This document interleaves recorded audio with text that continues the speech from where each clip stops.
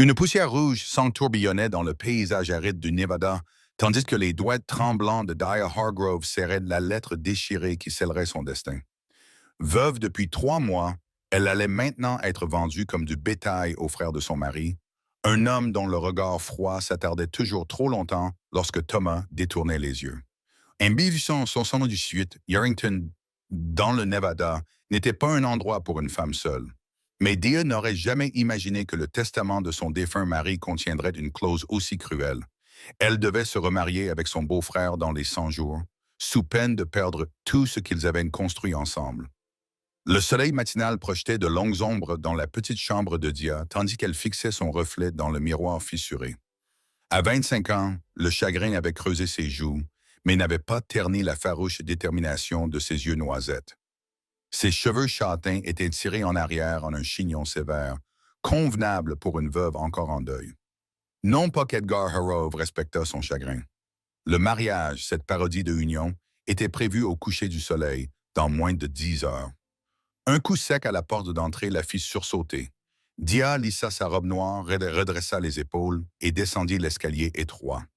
On frappa à nouveau, plus insistamment cette fois. Ce n'était pas Edgar. Il ne se souciait jamais de telle courtoisie, faisant simplement irruption comme s'il était déjà propriétaire des lieux et d'elle-même. Lorsqu'elle ouvrit la porte, Dia se retrouva face à un grand inconnu. Ses bottes en cuir usé et son pantalon en jean étaient recouverts de poussière. Son visage était partiellement caché par l'ombre de son chapeau à large bord, mais elle pouvait voir qu'il était plus jeune qu'elle ne l'avait initialement pensé, peut-être une trentaine d'années, avec une mâchoire forte assombrie par plusieurs jours de barbe. Madame Hargrove. Sa voix était grave mais douce, avec un léger accent qui suggérait qu'il n'était pas originaire du Nevada. Oui, répondit-elle prudemment, une main toujours sur la porte, prête à la claquer si nécessaire. Je m'appelle Cole Zachary, madame. Il ôta son chapeau, révélant des cheveux bruns ébouriffés et des yeux d'un bleu saisissant qui la regardaient avec une gentillesse inattendue. Je viens pour les travaux de menuiserie que vous avez demandés pour le magasin. Dia fronça les sourcils. Il doit y avoir une erreur, je n'ai rien demandé. Puis-je entrer, madame Harrove? L'interrompit-il, sa voix se réduisant à un murmure pressant. Il ne s'agit pas seulement de menuiserie, et je pense que nous ne devrions pas être entendus. Quelque chose dans son expression et son sérieux peut-être, ou une compréhension commune du danger, poussa Dia à s'écarter. Elle jeta un coup d'œil nerveux dans la rue poussiéreuse avant de refermer la porte derrière lui. « Je ne comprends pas, dit-elle, en maintenant une distance de sécurité entre eux dans l'étroite entrée. Qui êtes-vous vraiment? Cole Zachary posa son chapeau sur une table voisine et la regarda droit dans les yeux. Je suis un ami de Jacob Winters. C'est lui qui m'a envoyé. Dia retint son souffle. Jacob était le meilleur ami de Thomas avant de déménager à Sacramento l'année dernière. Jacob. Mais comment a-t-il fait? Il a reçu ta lettre. Les yeux de Cole se tournèrent vers la fenêtre. Il surveillait la rue. Il ne pouvait pas venir lui-même. Sa femme attendait leur premier enfant d'un jour à l'autre. Mais il m'a envoyé à sa place quand il a appris ta situation. Dia s'effondra sur une chaise, submergée par ce développement inattendu. Vous êtes au courant pour Edgar et pour cet arrangement? Cole acquiesça d'un air sombre. Jacob m'a tout raconté. Le testament, les conditions, la date limite. Son expression s'assombrit et il m'a parlé de la réputation d'Edgar Hargrove. Aucune femme ne devrait être forcée de se marier contre son gré, Madame Hargrove, surtout pas avec un homme comme lui. Appelez-moi Dia, s'il vous plaît. Elle tripota son alliance, le seul souvenir de Thomas qu'elle avait réussi à soustraire à son frère Cupide. Mais que peut-on faire? Le mariage a lieu aujourd'hui. Edgar a le juge Phillips dans sa poche, l'acte de propriété du magasin, de la maison. Tout ce que Thomas et moi avons construit deviendra la propriété d'Edgar si je refuse de l'épouser. Cole approcha une chaise et se pencha en avant avec intensité. C'est pour ça que je suis là, Dia, pour t'aider à t'échapper. M'échapper. Ce mot lui semblait étranger, dangereux et excitant à la fois. Mais où irais-je? Comment vivrais-je? Tout ce que j'ai est ici. Pas tout, répondit Cole en fouillant dans sa sacoche. Il en sortit une pochette en cuir qui tinta doucement lorsqu'il la posa sur la table. Jacob m'a envoyé ça. Ce n'est pas une fortune, mais c'est suffisant pour te permettre d'aller en Californie et de t'installer ailleurs. Dia fixa la pochette, l'esprit en ébullition. Je ne peux pas accepter l'argent de Jacob. Ce n'est pas de la charité, insista Cole. C'est un prêt.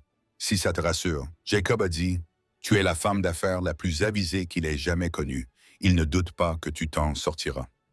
Une lueur de fierté réchauffa le cœur de Dia devant la confiance que Jacob lui accordait.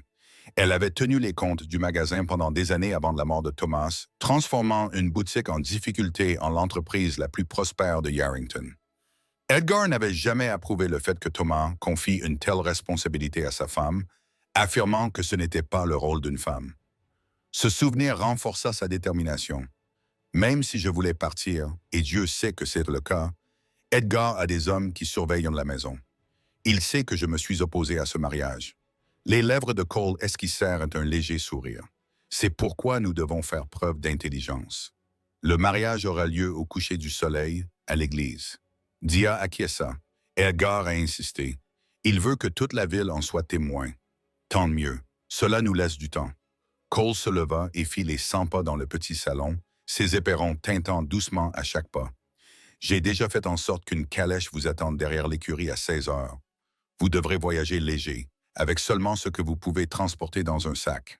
Rien qui puisse attirer l'attention.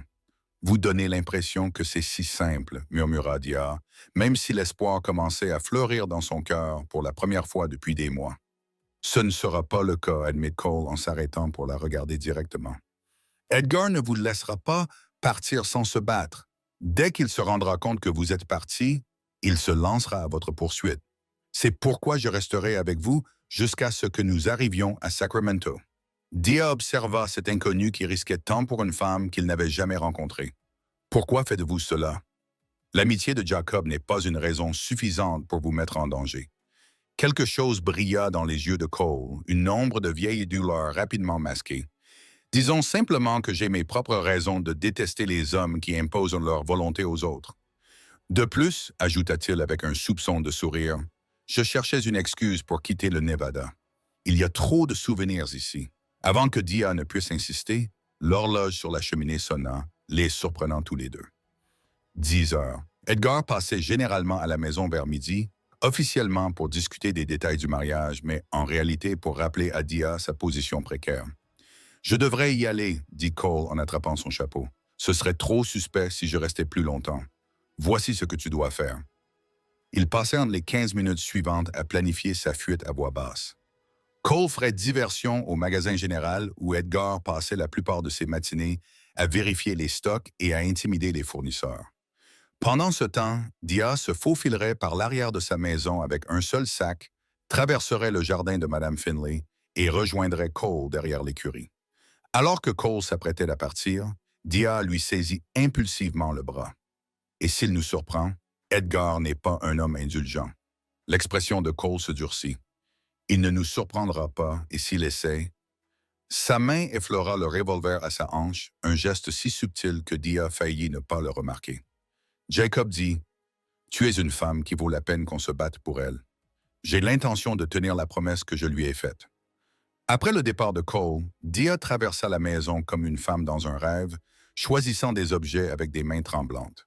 Quelques robes, le médaillon de sa mère, la photo de Thomas le jour de leur mariage, le livre de comptes qui prouvait son sens des affaires. Chaque objet représentait une partie de sa vie, passée et future. À 11 heures, elle entendit les pas lourds familiers sur le porche et se figea. Edgar était en avance. Elle poussa précipitamment son sac sous le lit et lissa ses cheveux juste au moment où la porte d'entrée s'ouvrait sans même frapper. « Bonjour, chère belle-sœur », lança Edgar d'une voix tonitruante qui résonna dans toute la maison. Contrairement à Thomas, qui était mince et de taille moyenne, Edgar était grand et large d'épaules et utilisait sa carrure pour intimider. Sa barbe était parsemée de gris, bien qu'il n'ait que 40 ans, et ses yeux étaient d'une couleur très similaire à ceux de Thomas, mais dépourvu de toute la gentillesse de son frère, constata Dia froidement. « Edgar, dit-elle en gardant une voix calme malgré son cœur qui battait à tout rompre. « Je ne t'attendais pas avant midi. » Il ôta son manteau et le posa sur une chaise comme s'il était déjà chez lui. « J'ai pensé te faire une surprise. Voir comment avancent les préparatifs pour notre grand jour. » Son regard s'attarda sur sa silhouette d'une manière qui lui donna la chair de poule. « Poste de nous aujourd'hui. » La période matinale doit être terminée. Dia baissa les yeux vers sa robe bleu foncé qu'elle avait choisie spécialement parce qu'elle n'était pas noire, comme d'habitude le matin. Elle pensait que cela semblerait moins suspect si Edgar remarquait qu'elle portait quelque chose de différent. Cela semblait approprié pour marquer le changement de situation. Edgar s'approcha, son souffle chaud contre son visage, sentant le tabac et le whisky malgré l'heure matinale. Elle était intelligente. Elle avait toujours su que Thomas avait fait un mariage au-dessus de sa condition. Ses doigts effleurèrent sa joue. Heureusement, ce qui est à lui est désormais à moi. Dia se força à ne pas tressaillir, à soutenir son regard, malgré le dégoût qui lui nouait l'estomac. La cérémonie n'aura lieu qu'au coucher du soleil. Edgar, dit-il en riant, d'un rire sec et sans humour, toujours si convenable. Eh bien, dans quelques heures, tu seras Madame Edgar Harrove, et tout ce comédie pourra prendre fin. Il fit un geste vers la maison modeste mais confortable. Je vais vendre cette maison. Bien sûr, tu emménageras dans ma maison, plus grande, mieux adaptée à ma position dans la ville. La vendre? Dia ne put empêcher l'inquiétude de transparaître dans sa voix. Cette maison renfermait tous ses souvenirs de Thomas, de leurs 5 années passées ensemble. Bien sûr, le sourire d'Edgar n'atteignait pas ses yeux. Il faut consolider. De plus, il y a trop de souvenirs de mon cher frère défunt ici. Tu ne crois pas? Il passa un doigt sur la cheminée à la recherche de poussière. J'ai déjà reçu une offre des Wilson. Leur famille grandissante a besoin d'espace. Dia lutta pour garder son sang-froid. C'était une raison de plus pour suivre le plan de Cole. Même si elle épousait Edgar, elle perdrait tout ce qui comptait pour elle. Je compte sur toi pour être prête à 16h30. Edgar continua, inconscient de son trouble intérieur. Le juge Phillips célébrera la cérémonie à 17h et j'ai organisé une petite fête à l'hôtel après. Rien d'extravagant, ce ne serait pas convenable alors que tu es encore en deuil, mais suffisamment pour que ce soit officiel aux yeux de la ville. Je serai prête, dit Dia, le mensonge lui laissant un goût amer dans la bouche. Edgar acquiesça, apparemment satisfait. Bien, et Dia. Son ton se durcit. Ne songe même pas à te rétracter. Thomas était peut-être indulgent avec toi, te laissant jouer à l'indépendance et aux affaires. Mais je suis plus strict. En tant que ma femme, tu apprendras à rester à ta place. Après le départ d'Edgar, Dia s'affaissa contre le mur, tremblant de peur et de rage. Depuis des mois, elle était prisonnière de son chagrin et du testament déroutant de Thomas. Le Thomas qu'elle avait connu ne l'aurait jamais livré à son frère comme un objet. Quelque chose dans ce testament ne lui avait jamais semblé normal, mais le juge Phillips lui avait assuré qu'il était légal et contraignant. Au cours de l'après-midi qui s'écoulait lentement, Dia termina ses préparatifs. Elle écrivit une brève lettre à sa seule parente, encore en vie, une tante à Boston, qui s'était opposée à son mariage avec Thomas des années auparavant. Bien qu'elle correspondait rarement, Dia ne pouvait pas disparaître sans laisser un mot. Elle prit soin de ne rien révéler de sa destination, se contentant d'indiquer que les circonstances l'avaient contrainte à quitter Yarrington et qu'elle était en sécurité. À 15h45, Dia enfila sa robe la plus simple, une robe en coton marron qui n'attirait pas l'attention et des bottes robustes. Elle releva ses cheveux sous un modeste bonnet et drapa un châle autour de ses épaules malgré la chaleur de septembre. Son sac était petit mais lourd, car elle y avait mis les objets essentiels qu'elle avait sélectionnés. Enfin, elle glissa son alliance dans une poche cachée cousue dans son jupon, non pas pour des raisons sentimentales, même si elle avait beaucoup aimé Thomas, mais parce qu'elle pourrait avoir de la valeur si elle avait besoin d'argent.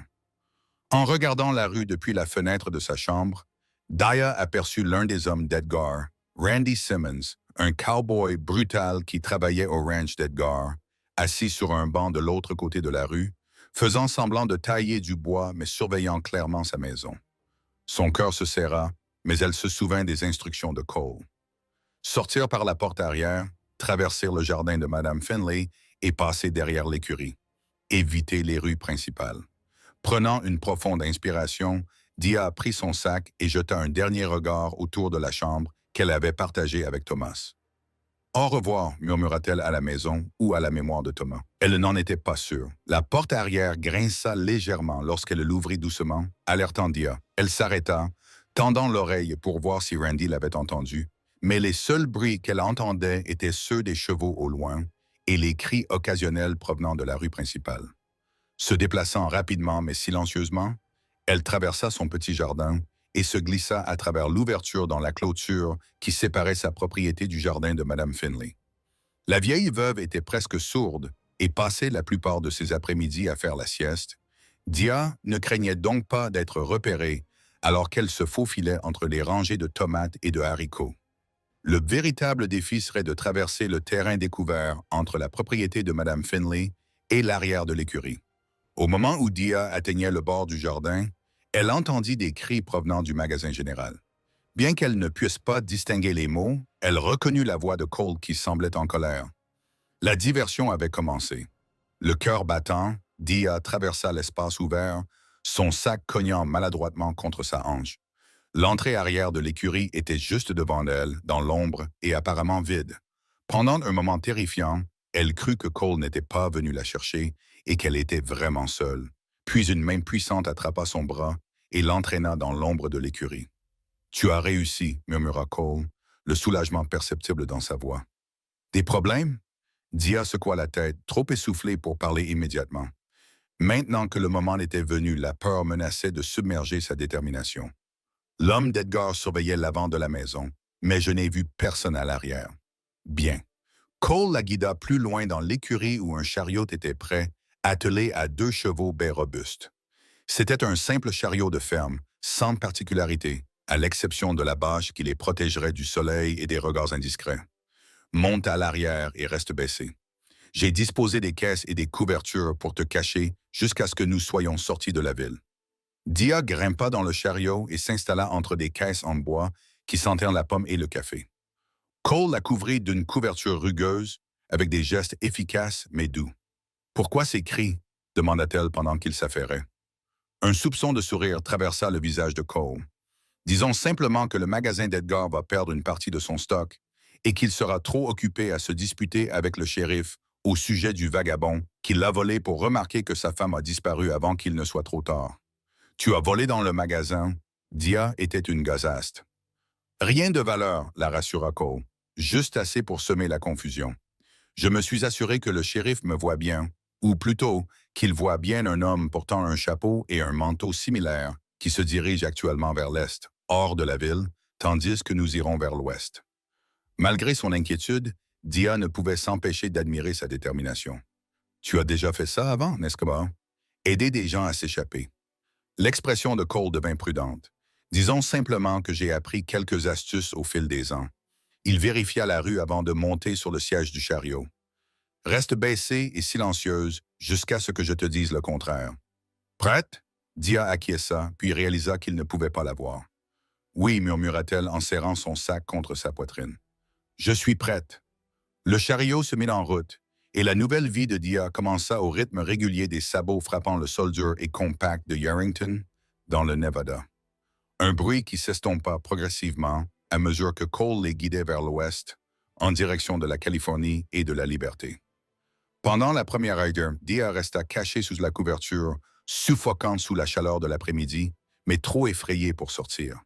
Chaque bruit, un cavalier lointain, le cri d'un faucon, le grincement du chariot lui-même, la rendait nerveuse, craignant qu'Edgar ait découvert son absence et se soit lancé à sa poursuite. Finalement, la voix de Cole rompit le silence. « Tu peux sortir maintenant, nous sommes loin de la ville. » Dia repoussa la couverture, reconnaissante, et respira profondément l'air frais en grimpant sur le siège à côté de Cole. Le paysage autour d'eux était vaste et désert, avec des collines ondulantes parsemées de sauges s'étendant à l'horizon. La silhouette familière des montagnes de la Sierra Nevada se dressait au loin, marquant la frontière avec la Californie. « Combien de temps avant d'arriver à Sacramento ?» demanda-t-elle en ajustant son bonnet pour protéger son visage du soleil.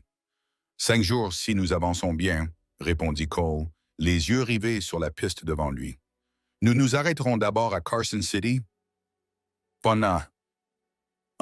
Puis nous traverserons les montagnes. Le chemin devrait encore être dégagé à cette période de l'année. » Dia fixa la route poussiéreuse devant elle, la réalité pesant lourdement sur ses épaules. 5 jours de voyage, 5 jours avant qu'elle puisse vraiment commencer à se sentir en sécurité. Et si Edgar envoyait des hommes à notre poursuite?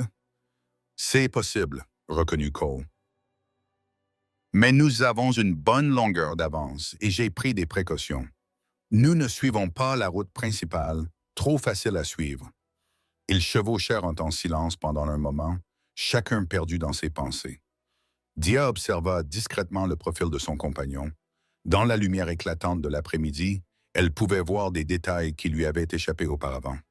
Une petite cicatrice près de sa tempe droite, sa peau burinée qui témoignait d'années passées en plein air, la façon dont ses mains tenaient les rênes avec une aisance désinvolte. « Tu ne m'as jamais dit comment tu as connu Jacob », finit-elle par demander. Cole lui jeta un bref regard avant de reporter son attention sur la piste. « Nous avons fait la guerre ensemble. Je n'étais qu'un garçon quand je me suis engagé. J'ai menti sur mon âge pour pouvoir m'enrôler. Jacob m'a sauvé la vie à Shiloh. La guerre est finie depuis 13 ans, fit remarquer Dia. Qu'as-tu fait depuis? Une ombre passa sur le visage de Cole.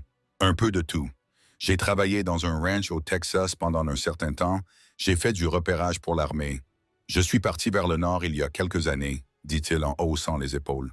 Je ne suis jamais resté longtemps au même endroit. Et maintenant, que feras-tu après m'avoir conduite à Sacramento? Je n'y ai pas encore réfléchi, admet Cole. Jacob m'a dit que tu aurais peut-être besoin d'aide pour t'installer. Je n'ai pas d'engagement urgent ailleurs. L'idée que Cole reste dans les parages était étrangement réconfortante, même si Dia se reprocha d'avoir cette pensée. Elle connaissait à peine cet homme indépendamment de son lien avec Jacob ou de sa volonté de l'aider à s'échapper. Alors que le soleil commençait à se coucher, Cole guida le chariot hors de la piste vers un petit bosquet près d'un ruisseau. « Nous camperons ici pour la nuit », annonça-t-il, à l'abri des regards, mais avec de l'eau à proximité.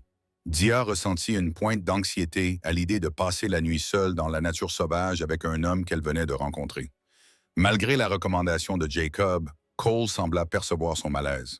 « Je dormirai sous le chariot », dit-il d'un ton neutre. « Tu peux avoir le lit du chariot pour toi toute seule. Ce n'est pas confortable, mais c'est plus sûr qu'une tente. » « Merci », murmura Dia, touché par sa gentillesse. Ils s'attelèrent ensemble à la tâche de monter le camp. Cole détela les chevaux et s'occupa de leurs besoins, tandis que Dia ramassait du bois pour le feu et déballait les provisions que Cole avait rangées dans le chariot. De la viande séchée, des biscuits, du café et quelques conserves. C'était simple, mais Dia était trop épuisée et bouleversée pour se soucier des délices culinaires. À la tombée de la nuit, ils s'assirent près du petit feu que Cole avait allumé, les flammes projetant des ombres vacillantes sur leurs visages. Dia serra son châle autour de ses épaules, alors que l'air nocturne du désert se rafraîchissait. À l'heure qu'il est, Edgar doit se rendre compte que sa fiancée ne se présentera pas à l'église, remarqua Cole en lui versant une tasse de café fort. Dia accepta la tasse en étain avec gratitude, sa chaleur imprégnant ses doigts froids. Il va être furieux. Laisse-le, dit Cole avec fermeté. Le temps qu'il organise une équipe de recherche, nous serons à mi-chemin de Carson City. Et s'il va voir le shérif, s'il signale mon enlèvement? Cole esquissa un sourire ironique. Il devrait alors avouer à toute la ville que sa future épouse a préféré s'enfuir avec un inconnu plutôt que de l'épouser. Edgar Harrove m'a donné l'impression d'être un homme fier. Sa fierté pourrait jouer en notre faveur. Dia fixait le feu, les événements de la journée la rattrapant enfin. Malgré ses efforts pour les retenir, des larmes lui montèrent aux yeux. Je n'arrive toujours pas à croire que Thomas m'ait fait ça, me forçant à épouser Edgar sous peine de tout perdre. Cole l'observa à travers les flammes, l'air pensif. « Connaissez-vous bien les affaires de votre mari, ses transactions commerciales, son testament? » Thomas s'occupait des questions juridiques, admit Dia. Je m'occupais des comptes du magasin, je commandais des stocks, je gérais les opérations quotidiennes. Mais les biens immobiliers, les investissements, elle secoua la tête. Thomas disait toujours de ne pas s'inquiéter pour ces choses-là. Et le testament, l'avez-vous vu avant sa mort? Non. Dia fronça les sourcils. Le juge Phillips me l'a lu après. Edgar était là aussi. Un souvenir lui revint. La main d'Edgar sur l'épaule du juge Phillips, leur tête penchée l'une vers l'autre en conversation avant la lecture. À ce moment-là, elle était trop abasourdie par le chagrin pour poser des questions. « Intéressant », murmura Cole, le regard tourné vers le feu. « Que suggérez-vous » demanda Dia d'un ton sec. Cole hésita, choisissant ses mots avec soin. « Je ne suggère rien de particulier.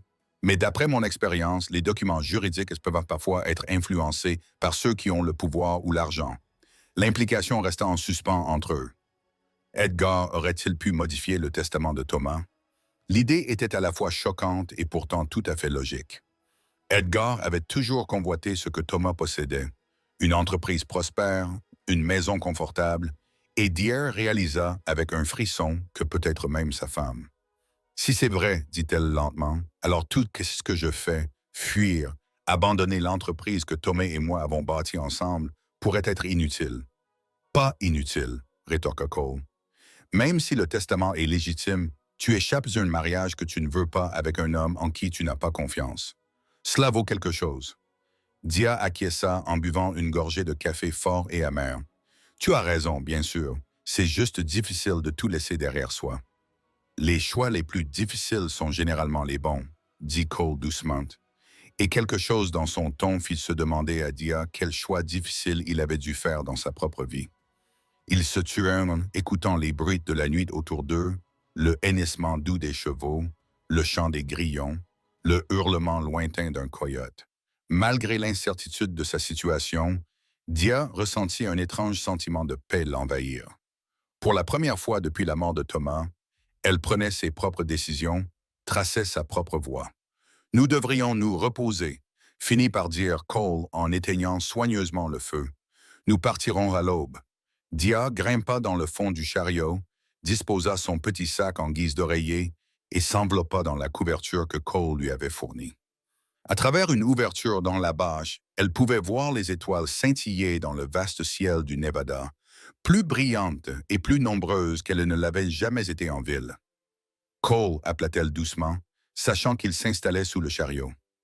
Oui, sa voix monta à travers les lattes du chariot. Merci, non seulement de m'avoir aidé à m'échapper, mais aussi de m'avoir donné le choix. Il y eut un silence avant qu'il ne réponde, d'une voix basse et sincère. Tout le monde mérite d'avoir le choix. Dia dort bien. Malgré son épuisement, Dia eut du mal à trouver le sommeil. Son esprit était envahi de questions sur l'avenir, de craintes concernant la poursuite d'Edgar et de doutes persistants sur sa décision précipitée. Mais sous ses angoisses coulait un courant d'exaltation. Pour le meilleur ou pour le pire, elle avait pris le contrôle de son destin et il n'y avait plus de retour en arrière possible. Lorsqu'elle finit par s'endormir, Dia ne rêva pas de Thomas, ni d'Edgar, ni de la vie qu'elle avait laissée derrière elle, mais d'une route sans fin qui s'étendait devant elle et d'une paire d'yeux bleus bienveillants qui veillaient sur son voyage. Le bruit d'un mouvement réveilla Dia avant l'aube. Pendant un instant, elle ne sut pas où elle se trouvait. La surface dure sous elle n'était pas son lit familier, et l'air sentait le pain et la fumée de bois plutôt que les sachets de lavande qu'elle gardait dans sa chambre. Puis ses souvenirs lui revinrent. Edgar, la fuite, Cole. Elle s'assit rapidement, grimaçant à cause de la raideur de son dos dû au fait d'avoir dormi sur le lit en bois du wagon. À travers la toile qui recouvrait le wagon, elle pouvait voir Cole déjà debout et s'affairant dans le camp, ravivant le feu et préparant du café. Le ciel commençait tout juste à s'éclaircir à l'est, les étoiles s'estompant à mesure que la nuit cédait la place au jour. « Bonjour », dit Cole doucement, lorsqu'il remarqua qu'elle l'observait. « Tu as bien dormi? »« Assez bien, » répondit Dear en descendant prudemment du wagon. Sa robe était froissée, ses cheveux s'étaient échappés de leurs épingles. Elle se sentait sale et débraillée, loin de son apparence soignée habituelle.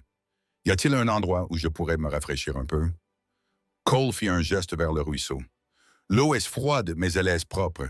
Je te tournerai le dos. » Reconnaissante de sa gentillesse, Dia prit son petit sac et se dirigea vers le ruisseau. L'eau était effectivement froide, la réveillant complètement alors qu'elle se lavait le visage et les mains.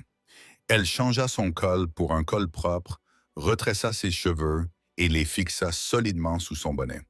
Cette routine simple lui redonna un sentiment de normalité, lui rappelant que malgré tout, elle était toujours Dia Harrove, toujours elle-même.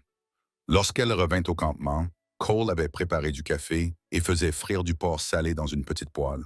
« Ce n'est pas un grand petit déjeuner, » s'excusa-t-il, « mais cela nous permettra de tenir jusqu'à midi. » Ils mangèrent rapidement, impatients de se mettre en route avant le lever du jour. Cole avait déjà attelé les chevaux et chargé la plupart de leurs maigres provisions. 20 minutes après leur réveil, ils étaient de nouveau sur la route, le chariot roulant régulièrement vers l'ouest tandis que le soleil se levait sur les collines à l'est. Combien de temps jusqu'à Carson City? Demanda Dia en ajustant son bonnet pour se protéger de l'éblouissement matinal. Nous y serons à la tombée de la nuit si nous avançons bien, répondit Cole, les yeux rivés sur l'horizon. Nous aurons besoin de provisions, de nourriture et de chevaux frais. Je connais un homme qui ne posera pas de questions. Dia tripota la petite bourse de pièces qu'elle gardait dans sa poche, ses économies personnelles, distinctes de l'argent que Jacob lui avait envoyé. Je peux payer ma part. Cole lui jeta un coup d'œil, une lueur d'amusement dans les yeux. Jacob n'exagérait pas au sujet de ton indépendance, n'est-ce pas? Je n'ai jamais aimé être redevable à qui que ce soit, dit Dia fermement. Thomas comprenait cela chez moi. Parle-moi de lui, dit Cole, la surprenant. Ton mari. Jacob en disait beaucoup de bien, mais je n'ai jamais eu l'occasion de le rencontrer.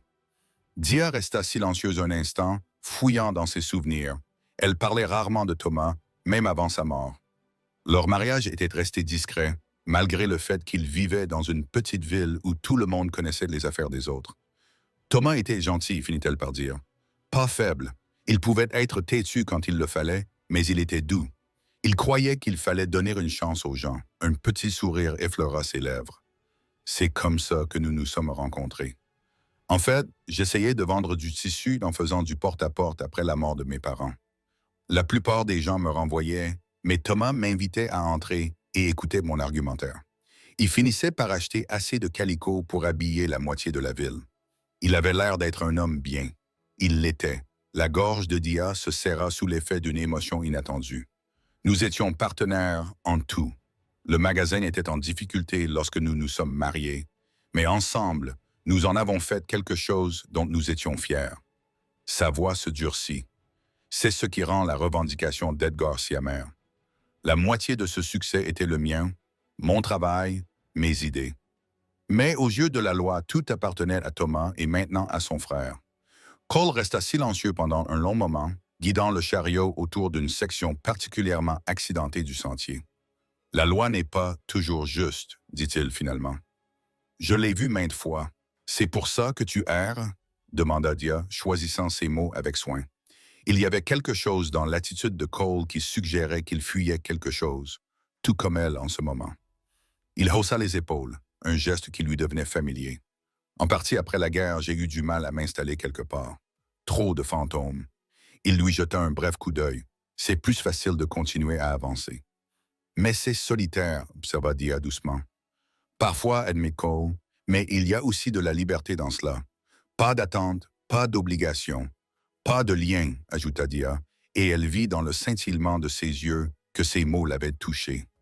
Ils se turent après cela, chacun contemplant le chemin qui les avait amenés ensemble sur cette piste poussiéreuse.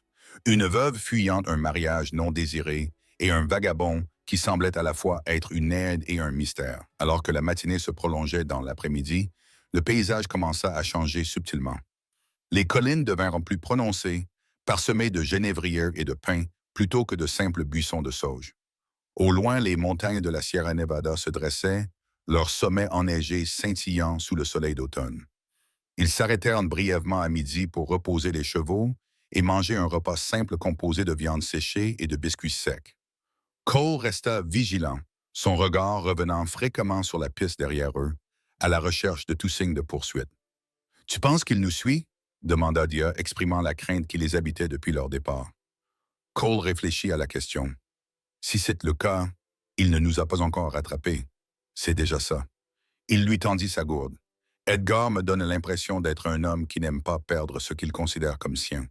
Mais nous avons été prudents. Il n'arrêtera jamais de nous chercher, dit Dia doucement. Même si nous arrivons à Sacramento, il sait que Jacob est là-bas. Ce sera peut-être le premier endroit où il cherchera. Alors Sacramento n'est peut-être pas assez loin, suggéra Cole. La Californie est un grand État. San Francisco, peut-être, ou plus au nord. L'idée de s'éloigner encore plus du seul foyer qu'elle avait connu à l'âge adulte était intimidante, mais Dia acquiesça. Où que je doive aller pour me libérer de lui? Cole l'observa avec une sorte d'admiration. La plupart des femmes dans ta situation auraient accepté leur sort. Edgar s'est marié et a tiré le meilleur parti de la situation. Je ne suis pas comme la plupart des femmes. répondit simplement Dear.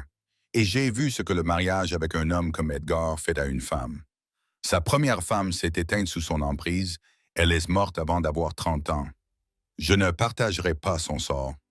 Ils reprirent leur voyage, le soleil de l'après-midi réchauffant leur dos alors qu'ils se dirigeaient vers l'ouest.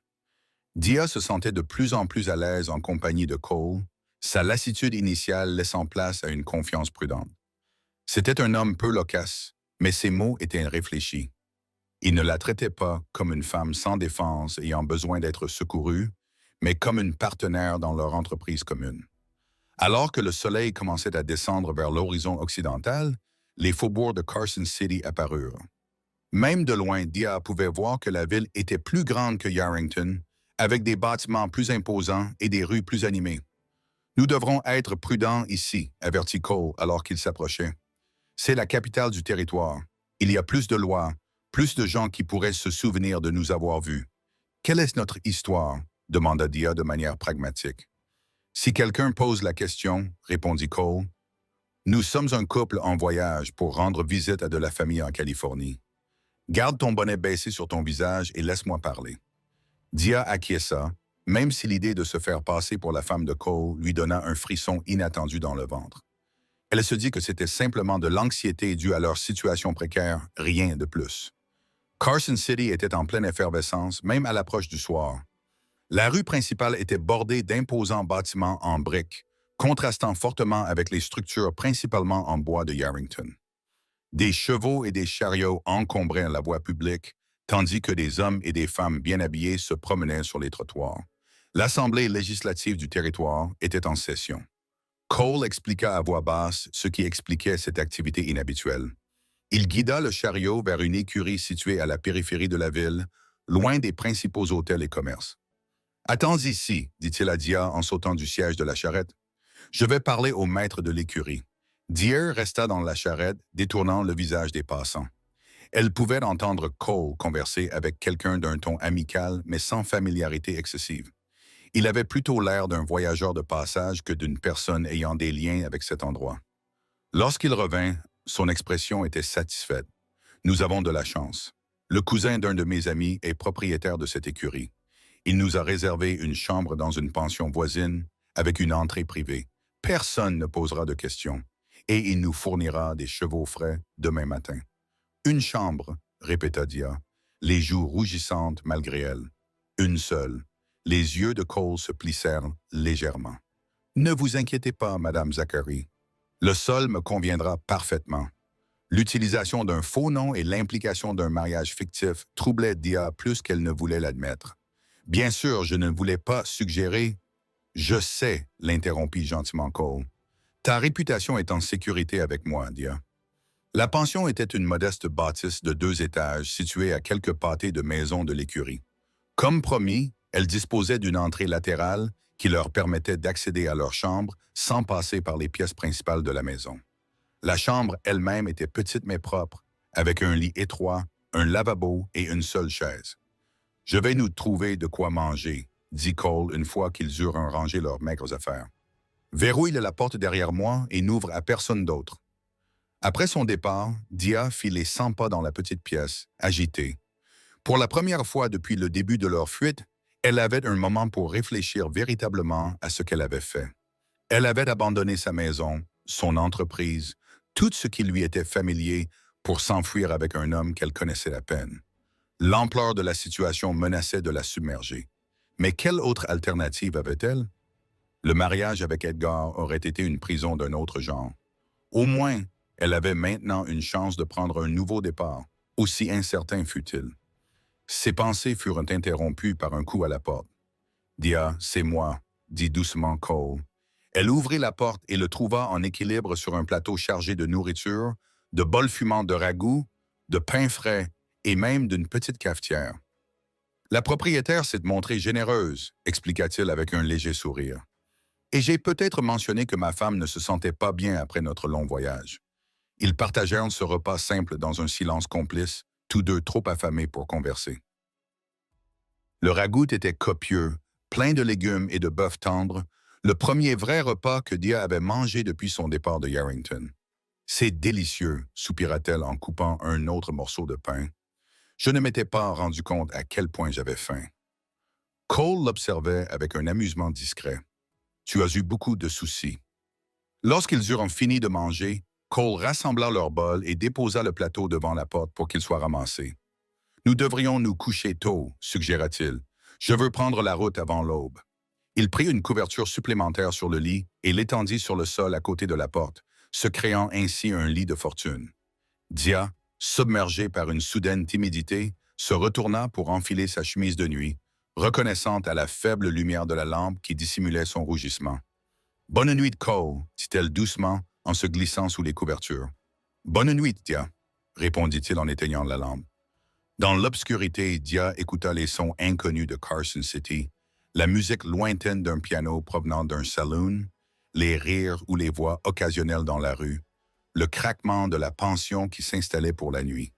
Malgré son épuisement, le sommeil lui échappa à nouveau, son esprit trop rempli d'inquiétudes et de questions. « Cole, murmura-t-elle dans l'obscurité, es-tu réveillé? »« Oui, répondit-il immédiatement. Tu penses vraiment que nous arriverons en Californie? Je veux dire, sans qu'Edgar nous trouve. » Il y eut un bruissement lorsque Cole bougea sur sa couverture. « Oui, dit-il fermement. Nous avons un bon plan et nous faisons attention. Essaie de ne pas t'inquiéter, Dia. Repose-toi. » Sa confiance était rassurante et Dia finit par sombrer dans un sommeil agité. Elle rêva de routes sans fin et du visage en colère d'Edgar, de Thomas, qui la regardait tristement de loin. Mais parmi ces visions angoissantes se glissait une présence nouvelle et réconfortante, le regard assuré de Cole, sa main tendue vers elle, la guidant vers l'avant. Lorsque Cole la réveilla avant l'aube, Dia eut l'impression de n'avoir presque pas dormi, mais elle n'avait pas le temps de s'appesantir sur sa fatigue.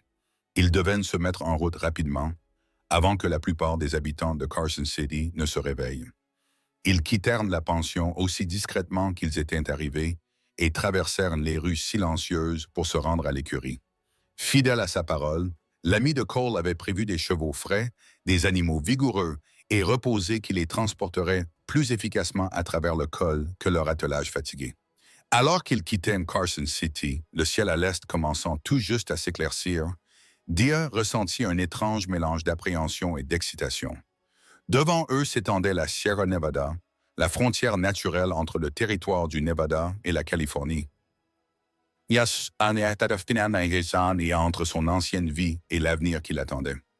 Le col sera difficile à franchir, prévint Cole alors qu'ils commençaient leur ascension progressive vers les contreforts.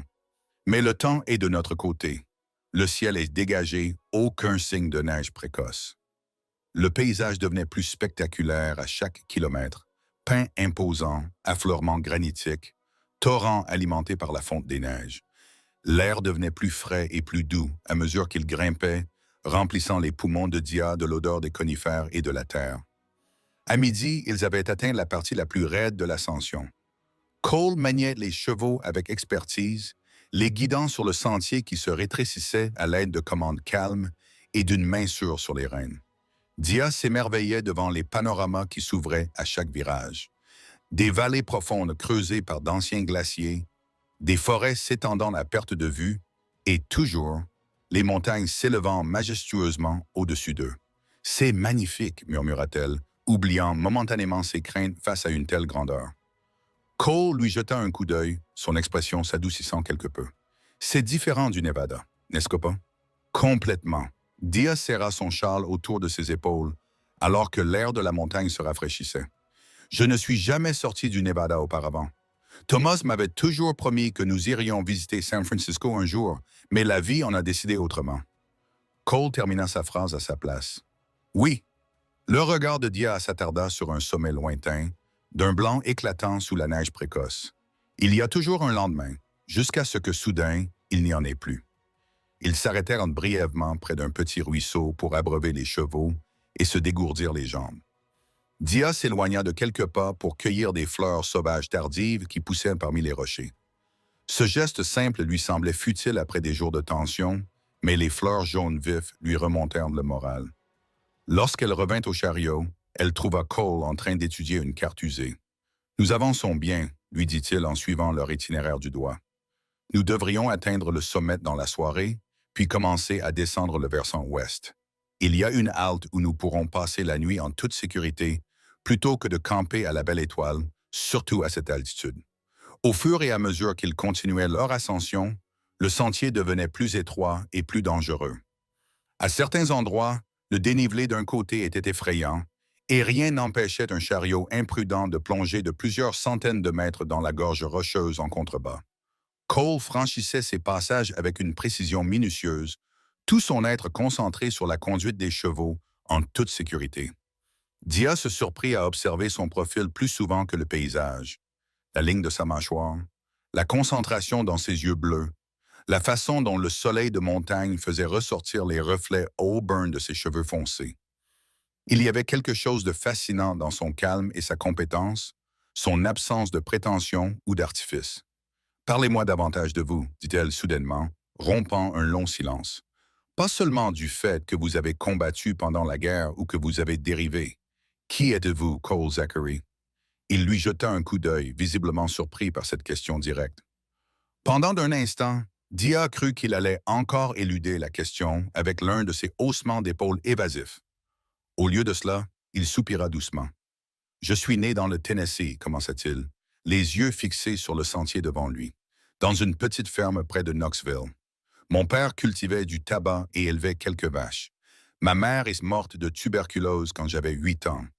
Mon père ne s'est jamais remarié. Il nous a élevés, ma sœur et moi, tout seuls.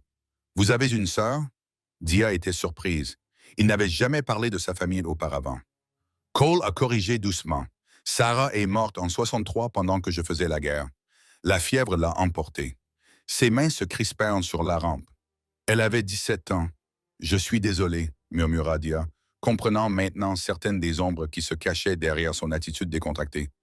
Mon père l'a suivi 1 an plus tard. Cole poursuivit après un moment. Son cœur a lâché. Les voisins ont écrit « Quand je suis rentré après une campagne contre la variole, il ne restait plus rien pour moi là-bas. La ferme avait été vendue pour payer les impôts. Alors tu as commencé à vagabonder, acquiesça-t-il. J'ai travaillé avec du bétail au Texas pendant un certain temps. J'ai fait un peu d'éclaireur pour l'armée pendant les campagnes contre les Indiens, même si je n'ai jamais eu le courage de me battre comme ça. » Une grimace traversa son visage. « Je suis parti en Californie. J'ai essayé l'exploitation minière, l'élevage, tous les travaux que je pouvais trouver. Et maintenant, tu aides des mariés en fuite, dit Dia d'un ton léger, essayant d'alléger la solennité qui s'était installée entre eux. Les lèvres de Cole esquissèrent un sourire. Juste une. Quelque chose dans son ton fit battre le cœur de Dia un peu plus vite. Elle détourna le regard, se concentrant sur les pins imposants qui bordaient le sentier, essayant d'ignorer la chaleur qui envahissait ses joues. À mesure que l'après-midi touchait à sa fin, le sentier commença à s'aplanir, signalant leur approche du sommet. L'air était rare et vif ici, la lumière prenant une teinte dorée alors que le soleil plongeait vers l'horizon occidental. Devant elle, Dia pouvait voir le col lui-même, une selle naturelle entre 2 pics plus élevés, marquant la frontière entre le Nevada et la Californie. « Nous y sommes presque, » annonça Cole. Il y avait une note de satisfaction dans sa voix. Plus qu'1 kilomètre jusqu'au sommet. Dia sentit une vague d'anticipation la submerger. La Californie, un nouveau départ. La liberté loin des revendications et des exigences d'Edgar. Alors qu'il contournait un virage serré du sentier, Cole arrêta brusquement les chevaux, son corps se tendant à côté d'elle. « Qu'y a-t-il » demanda Dia, alarmé par son changement soudain d'attitude. Cole leva la main pour lui demander de se taire. Il plissa les yeux en scrutant la forêt environnante. Pendant un long moment, les seuls bruits étaient le grincement du chariot, le reniflement des chevaux et le cri lointain d'un faucon tournoyant au-dessus d'eux. Puis Dia l'entendit aussi, le bruit indubitable de sabots sur le sentier derrière eux, qui devenait de plus en plus fort. « Quelqu'un arrive !» dit Cole inutilement, la voix tendue. « Ce sont peut-être de simples voyageurs, mais ça pourrait aussi être les hommes d'Edgar, » termina Dia, la peur lui serrant la gorge. Cole prit une décision en une fraction de seconde. « Nous n'avons pas le temps de les semer sur cette épice. Nous devons nous cacher. » Il guida le chariot hors du chemin principal vers une petite clairière partiellement masquée par des pins denses. « Baisse-toi et reste silencieuse. » Dia glissa du siège du chariot, les jambes tremblantes. Cole détela rapidement l'un des chevaux et attacha l'autre à un arbre à côté du chariot. « Qu'est-ce que tu fais » murmura Dia avec insistance. « Je crée une diversion » répondit Cole en se hissant sur le dos du cheval libéré. « Si ce sont les hommes d'Edgar, je les éloignerai de toi. Attendre ici jusqu'à la tombée de la nuit. Si je ne reviens pas, prendre le chariot et l'autre cheval et continue vers l'ouest. La station relais se trouve à 8 kilomètres après le sommet. Demande Lee Miller. Dis-lui que Jacob t'envoie. Il t'aidera. Non. Dia attrapa son bras. Une panique soudaine l'envahit. Ne me laisse pas ici. Nous devons rester ensemble. L'expression de Cole s'adoucit lorsqu'il la regarda. Je reviendrai te chercher, Dia. Je te le promets. Sa main recouvrit brièvement celle de Dia qui agrippait sa manche. Mais si quelque chose m'arrive, n'attends pas. Continue d'avancer. Commence cette nouvelle vie dont nous avons parlé. Avant qu'elle n'ait le temps de protester davantage, il fit faire demi-tour au cheval et disparut dans les arbres. Il faisait délibérément assez de bruit pour détourner l'attention du chariot caché. Dia resta figé, écoutant le cheval de Cole foncer à travers les broussailles, se dirigeant vers le nord le long de la crête plutôt que de continuer vers l'ouest en direction du col. Le bruit des sabots derrière eux s'intensifia, puis s'arrêta à la bifurcation où Cole avait quitté la piste. Il y eut un cri trop lointain pour que Dia puisse en distinguer les mots, puis les cavaliers qui les poursuivaient se séparèrent. Certains continuèrent sur la piste principale, d'autres suivirent les traces évidentes de Cole. Le cœur battant, Dia s'accroupit derrière le chariot, se faisant aussi petite que possible. Elle pouvait entendre les cavaliers passer sur la piste principale à moins de 50 mètres. À travers les espaces entre les arbres, elle aperçut 4 hommes à cheval, des fusils en équilibre sur leur selle. « Écartez-vous » ordonna une voix bourrue. « Ils ne peuvent pas être loin. 500 $ à celui qui trouvera la femme Harrow. » Dia sentait son sang se glacer. C'était Randy Simmons, le contremaître d'Edgar, le même homme qui surveillait sa maison. Edgar avait bel et bien envoyé des hommes à sa poursuite, et ils étaient plus près qu'elle ne le craignait. Pendant ce qui lui sembla être des heures, mais qui ne fut probablement que quelques minutes, Dia resta immobile, osant à peine respirer, tandis que les recherches se poursuivaient autour d'elle. Le soleil d'automne descendait, les ombres s'allongeaient sur le sol de la forêt. Au loin, elle entendit plus des cris qu'un son qui fit s'arrêter son cœur, un seul coup de feu résonnant à travers la montagne. « Cole » murmura-t-elle, les larmes aux yeux. La forêt redevint peu à peu silencieuse à mesure que les chercheurs s'éloignaient, probablement en direction du col. Lorsqu'elle n'entendit plus que les sons naturels du vent dans les pins et le bruissement occasionnel des petits animaux dans les sous-bois, elle sortit enfin de sa cachette, les jambes raides d'être restée accroupie si longtemps. Le coup de feu la hantait. Cole avait-il été touché? Était-il blessé quelque part sur le flanc de la montagne, ou pire encore? Cette pensée était insupportable. Elle faisait les 100 pas à côté du chariot, déchirée entre le désir de suivre ses instructions et celui de savoir s'il était sain et sauf. À la tombée de la nuit, la température baissa rapidement et Dia serra son châle autour de ses épaules. Au moment où elle décida qu'elle ne pouvait plus attendre, qu'elle devait soit partir à la recherche de Cole, soit continuer seule, comme il le lui avait demandé, elle entendit un bruit dans les arbres. Elle se raidit, cherchant à tâtons le petit couteau que Cole lui avait donné pour se protéger, le cœur battant à tout rompre. Une silhouette émergea de l'ombre grandissante menant un cheval. Pendant un terrible instant, Dia craignit que ce soit l'un des hommes d'Edgar qui avait découvert sa cachette. Puis le clair de lune illumina le visage familier de Cole, couvert de saleté et de ce qui semblait être du sang, mais indéniablement merveilleusement vivant. « Cole !» Elle se précipita vers lui, le soulagement la rendant imprudente. Il la rattrapa avec son bras libre, les stabilisant tous les deux. « Chut !» l'avertit-il, « il pourrait encore être dans les parages. »« J'ai entendu un coup de feu, » murmura Dia en scrutant son visage avec inquiétude. « Je ne pensais pas que c'était moi, » la rassura Cole. L'un d'eux a tiré sur une ombre. J'ai fait demi-tour dans le ravin pour les semer. Il grimaça légèrement en bougeant, et Dia remarqua qu'il favorisait son côté gauche. « Tu es blessé, » dit-elle, alarmée. « Juste une chute en descendant de cheval. Rien de grave. » Il jeta un coup d'œil autour de la petite clairière. « Il faut partir. Ils reviendront dès qu'ils se rendront compte que je leur ai échappé. » Ensemble, ils attelèrent à nouveau les 2 chevaux au chariot.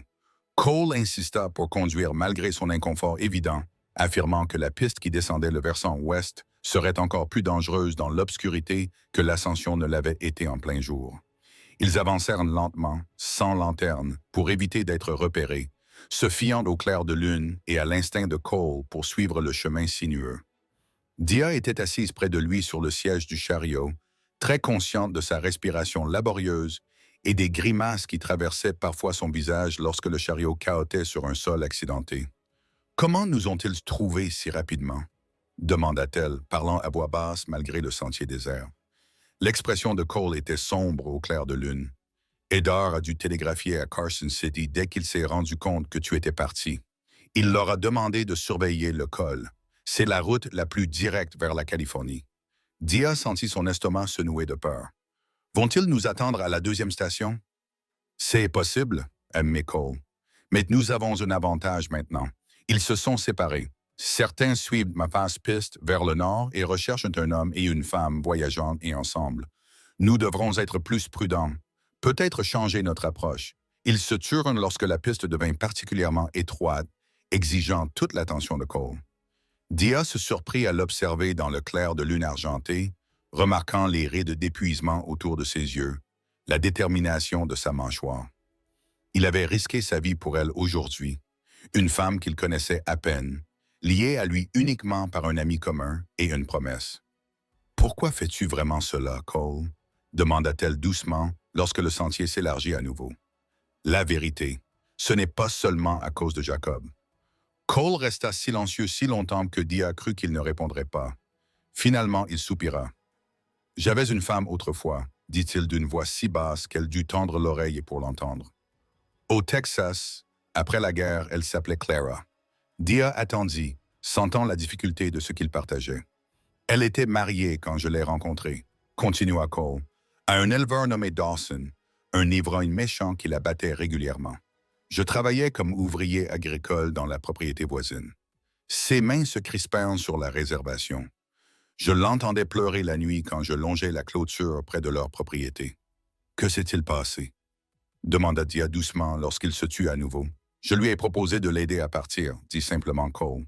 « J'avais tout prévu. J'avais préparé des chevaux, trouvé un endroit où elle pourrait séjourner à San Antonio jusqu'à ce que nous puissions partir ensemble vers l'ouest. Mais le soir où nous devions nous retrouver, sa voix se brisa. Dawson l'avait surprise en train de faire ses valises et l'avait battue si violemment qu'elle était morte 3 jours plus tard. « Oh, Cole !» soupira Dia, horrifié. « Je suis arrivé trop tard, » conclut-il. Ces mots simples exprimaient un immense regret. « Je n'ai pas pu sauver Clara. » Mais quand Jacob m'a écrit pour me raconter ta situation, comment Edgar t'avait forcé à te marier, j'ai pensé que je pourrais peut-être réussir cette fois-ci. Impulsivement, Dyer tendit la main vers la sienne posée sur la table et la recouvrit de la sienne. « Tu as réussi, » dit-elle avec férocité. « Quoi qu'il arrive maintenant, tu m'as donné une chance. C'est plus que ce qu'avait Clara. » Cole lui jeta un coup d'œil, son expression trahissant une certaine vulnérabilité et une absence de défense. Pendant un instant, Dia crut qu'il allait en dire plus, mais son attention se reporta aussitôt sur la piste. « Nous approchons du sommet, » annonça-t-il, retrouvant son ton pragmatique. « Une fois que nous aurons traversé la Californie, nous devrons prendre une décision. Risquer la halte ou continuer pendant la nuit. » Dia se redressa, repoussant les émotions suscitées par la révélation de Cole. « À quelle distance se trouve la prochaine colonie si nous contournons la halte? » « Au moins 30 kilomètres. Le terrain est accidenté et nous voyagerons dans l'obscurité, mais c'est plus sûr que de nous arrêter là où les hommes d'Edgar pourraient nous attendre. » Acquiesça Cole d'un air sombre. « C'est mon avis. »« Alors continuons, » dit Dia fermement. « Je peux prendre le volant si vous avez besoin de vous reposer. » Un léger sourire effleura les lèvres de Cole. « Vous ne cessez de me surprendre, Madame Hargrove. »« Dia, » corrigea-t-elle. Après ce qu'il lui avait confié, les formalités semblaient inutiles. Juste Dia. Ils franchirent le sommet peu avant minuit. Un simple panneau en bois indiquait qu'ils avaient quitté le territoire du Nevada pour entrer en Californie. Dia ne ressentit pas immédiatement un sentiment de sécurité ou de triomphe. Le danger était encore trop présent, l'avenir trop incertain. Mais cette traversée avait une valeur symbolique, le sentiment qu'elle avait franchi une étape irréversible qui l'éloignait de son ancienne vie. La descente du versant ouest était encore plus difficile que Cole ne l'avait annoncé. Le sentier était plus raide ici, serpentant à travers la montagne en virage en épingle à cheveux, qui exigeait toute l'habileté de Cole pour naviguer en toute sécurité. Dia retenait son souffle dans les passages les plus étroits, où un seul faux pas pouvait les faire plonger dans l'obscurité en contrebas. Malgré sa blessure antérieure, Cole maniait l'attelage de main de maître, sa concentration ne faiblissant jamais, même au fil des heures. De temps en temps, il s'arrêtait pour laisser les chevaux se reposer et permettre à Cole d'étirer son côté de plus en plus raide. Mais ces pauses étaient brèves. Aucun d'eux ne voulait s'attarder trop longtemps à découvert. Alors qu'il descendait de la montagne, Cole lui montrait les points de repère visibles au clair de lune. Des lacs lointains scintillant comme des pièces d'argent, la masse sombre de la vallée centrale s'étendant vers l'ouest, et même la faible lueur à l'horizon lointain qui, selon lui, était Sacramento, encore à 2 jours de voyage. Lorsque le ciel oriental commença à s'éclaircir, ils étaient descendus suffisamment bas pour que le terrain devienne moins rocheux et plus boisé, avec des peuplements d'arbres massifs que Dia n'avait jamais vus au Nevada. Des séquoias, expliqua Cole lorsqu'elle les remarqua, certains des êtres vivants les plus anciens de la Terre. Certains avaient des milliers d'années. Dia contempla ces géants imposants avec émerveillement, momentanément distraite de leur situation précaire. Il y avait quelque chose d'humiliant dans ces sentinelles anciennes, témoins de siècles de lutte humaine, qui devaient leur sembler éphémères et insignifiantes de leur point de vue. En milieu de matinée, ils avaient atteint un terrain plus doux, des collines couvertes d'herbes dorées et parsemées de chênes. Cole s'autorisa enfin à se reposer véritablement, tirant le chariot dans un bosquet isolé et s'affalant d'épuisement une fois les chevaux soignés. « Laisse-moi regarder ton flanc », insista Dia, remarquant le sang séché sur sa chemise. Trop fatigué pour discuter, Cole se soumit à son examen. La chute lui avait laissé une profonde entaille le long des côtes qui ne mettait pas sa vie en danger, mais qui était douloureuse et risquait de s'infecter si elle n'était pas correctement nettoyée. Dia utilisa l'eau de leur gourde et des bandes déchirées dans son sac à dos pour laver et panser la blessure. Ses mains étaient douces mais efficaces. « Vous avez déjà fait ça auparavant », remarqua Cole pendant qu'elle travaillait. « J'aidais parfois le médecin de notre ville », expliqua Dia. Après l'accident minier survenu 3 ans auparavant, toutes les personnes ayant des compétences étaient nécessaires. Lorsqu'elle eut terminé, Cole attrapa sa main avant qu'elle ne puisse s'éloigner. « Merci », dit-il simplement, ses yeux bleus plongés dans les siens. Dia sentit ses joues rougir au contact et à l'intensité de son regard. « Tu devrais te reposer », dit-elle doucement en retirant sa main. « Je vais monter la garde. » Cole ne discuta pas, s'installant aussi confortablement que possible dans le fond du chariot et s'endormant presque immédiatement, épuisé. Dia se positionna de manière à pouvoir voir la piste qu'ils avaient empruntée, guettant tout signe de poursuite pendant que Cole dormait. La journée se réchauffa, contrastant fortement avec le froid de la montagne de la nuit précédente. Les oiseaux chantaient dans les chênes et au loin, Dia pouvait voir des cerfs paître paisiblement dans une prairie. Il était difficile de croire que quelques heures auparavant, ils fuyaient pour sauver leur vie.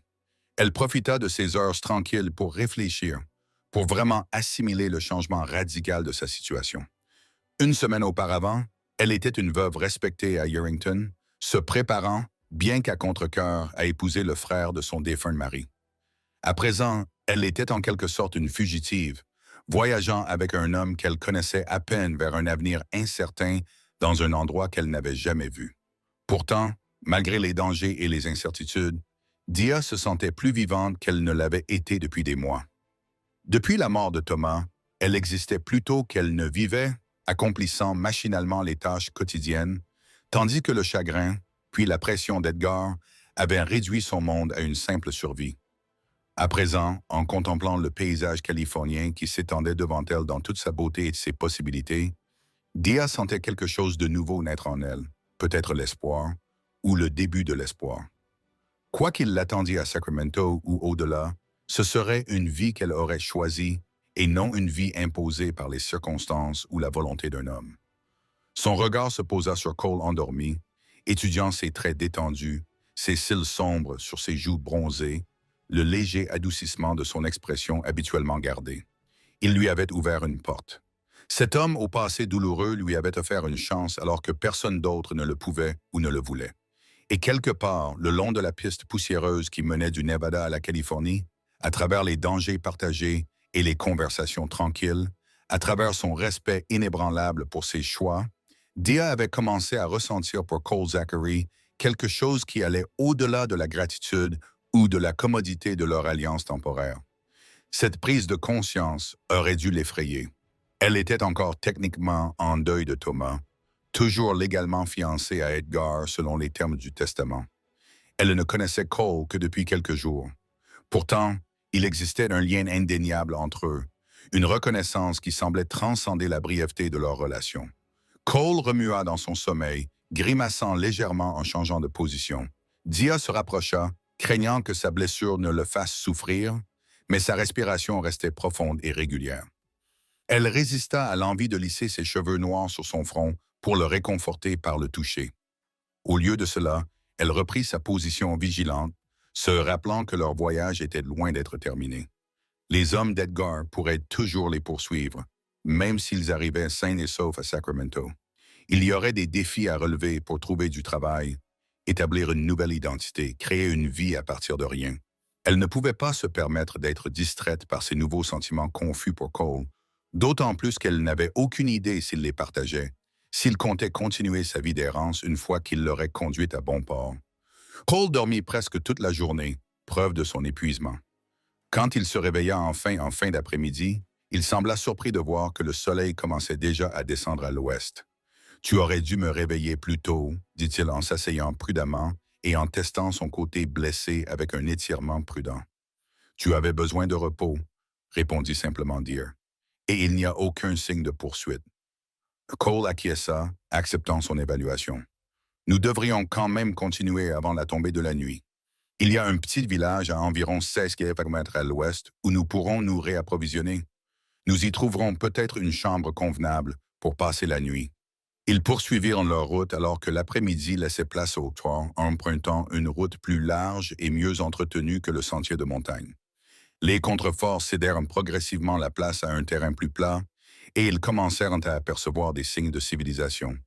Des champs clôturés, quelques fermes et même d'autres voyageurs sur la route. Dia se crispait chaque fois qu'il croisait un autre chariot ou un autre cavalier, craignant d'être reconnu ou poursuivi. Cole remarqua son anxiété et posa brièvement une main rassurante sur la sienne. « Nous sommes en Californie maintenant », lui rappela-t-il. « Edgar a moins d'influence ici et nous nous éloignons de la frontière à chaque kilomètre. Le village dont Cole avait parlé s'avéra être une petite ville animée appelée Pine Creek. Contrairement à Yerington, dont l'économie reposait principalement sur l'exploitation minière, Pine Creek semblait être un centre agricole avec plusieurs moulins, un hôtel convenable et divers commerces desservant les fermes et les ranchs environnants. Cole conduisit le chariot directement à l'écurie où il fit nourrir et reposer leurs chevaux. « Nous devrons vendre ce chariot avant Sacramento », dit-il à Dia alors qu'ils se dirigeaient vers l'hôtel. « Achetez-en un moins reconnaissable au cas où les hommes d'Edgar l'auraient décrit dans leur télégramme. » L'hôtel était modeste mais propre, avec une salle à manger qui sentait bon le rôti de bœuf et le pain frais. Cole demanda 2 chambres communicantes et présenta Dia comme sa sœur, afin d'éviter les regards inquisiteurs que pourraient susciter d'autres dispositions. « Nous avons eu un voyage difficile », expliqua-t-il au réceptionniste compatissant. « La ferme de nos parents était en faillite au Nevada. Nous nous rendons à Sacramento pour rejoindre des parents. » Cette histoire simple fut acceptée sans question et Dia se retrouva bientôt seule dans une petite chambre confortable avec un vrai lit, un lavabo avec de l'eau chaude et un miroir qui reflétait sans pitié son apparence fatiguée par le voyage. Elle grimaça en voyant son reflet. Ses cheveux s'échappaient de leurs épingles, son visage était maculé de poussière et sa robe était froissée de manière irrémédiable. Avec un soupir, elle détacha ses cheveux, les laissant tomber en une vague châtain dans son dos. À l'aide du savon et de l'eau mise à sa disposition, elle se lava pour se débarrasser de la saleté du voyage, puis enfila sa seule robe propre, une simple robe en coton bleu qu'elle avait emportée pour des raisons pratiques plutôt que pour son style. Une fois aussi présentable que possible, Dia hésita, fixant la porte communicante avec la chambre de Cole. Ils avaient convenu de se retrouver pour dîner dans la salle à manger de l'hôtel, mais elle se sentit soudainement timide à cette perspective. Le temps passé sur la piste avait créé une intimité entre eux, née du danger partagé et de la promiscuité. Mais ici, dans la relative civilisation de Pine Creek, elle ne savait pas trop comment se comporter avec lui. Un léger coup frappé à la porte communicante résolut son dilemme. « Dia, es-tu prête pour le dîner? » La voix de Cole traversa le panneau de bois. « Oui, un instant, » répondit-elle en lissant une nouvelle fois ses cheveux avant d'ouvrir la porte. Cole se tenait de l'autre côté, lui aussi transformé par la possibilité de se débarrasser de la poussière du chemin. Il avait enfilé une chemise propre. Ses cheveux bruns étaient humides après avoir été lavés et il avait rasé sa barbe naissante pour obtenir un contour plus net le long de sa mâchoire. L'effet d'ensemble était étonnamment séduisant et Dia sentit son cœur battre plus fort lorsque ses yeux s'écarquillèrent légèrement à la vue de ses cheveux détachés. « Tu as l'air... » commença-t-il, puis il sembla réfléchir à ce qu'il allait dire. « Reposé, finit-il par dire. « Tout comme toi, répondit Dahlia, se sentant inexplicablement troublé. « Comment va ton côté? »« Mieux. Les bandages propres ont aidé. » Il lui offrit son bras dans un geste à la fois courtois et légèrement maladroit. « On y va? » La salle à manger était à moitié pleine, principalement occupée par ce qui semblait être des agriculteurs et des hommes d'affaires locaux accompagnés de leurs familles. Dia garda les yeux baissés, tandis que Cole la guidait vers une table dans un coin. Elle était toujours paranoïaque à l'idée d'être reconnue malgré la distance qu'ils avaient parcourue depuis Yarrington. Ils commandèrent le rôti de bœuf spécial de l'hôtel avec des pommes de terre et du pain frais, et Cole demanda une bouteille de vin. Il ignora le sourcil levé de Dia devant cette extravagance. « Nous avons mérité un bon repas et un moment de paix, » dit-il lorsque le serveur fut parti.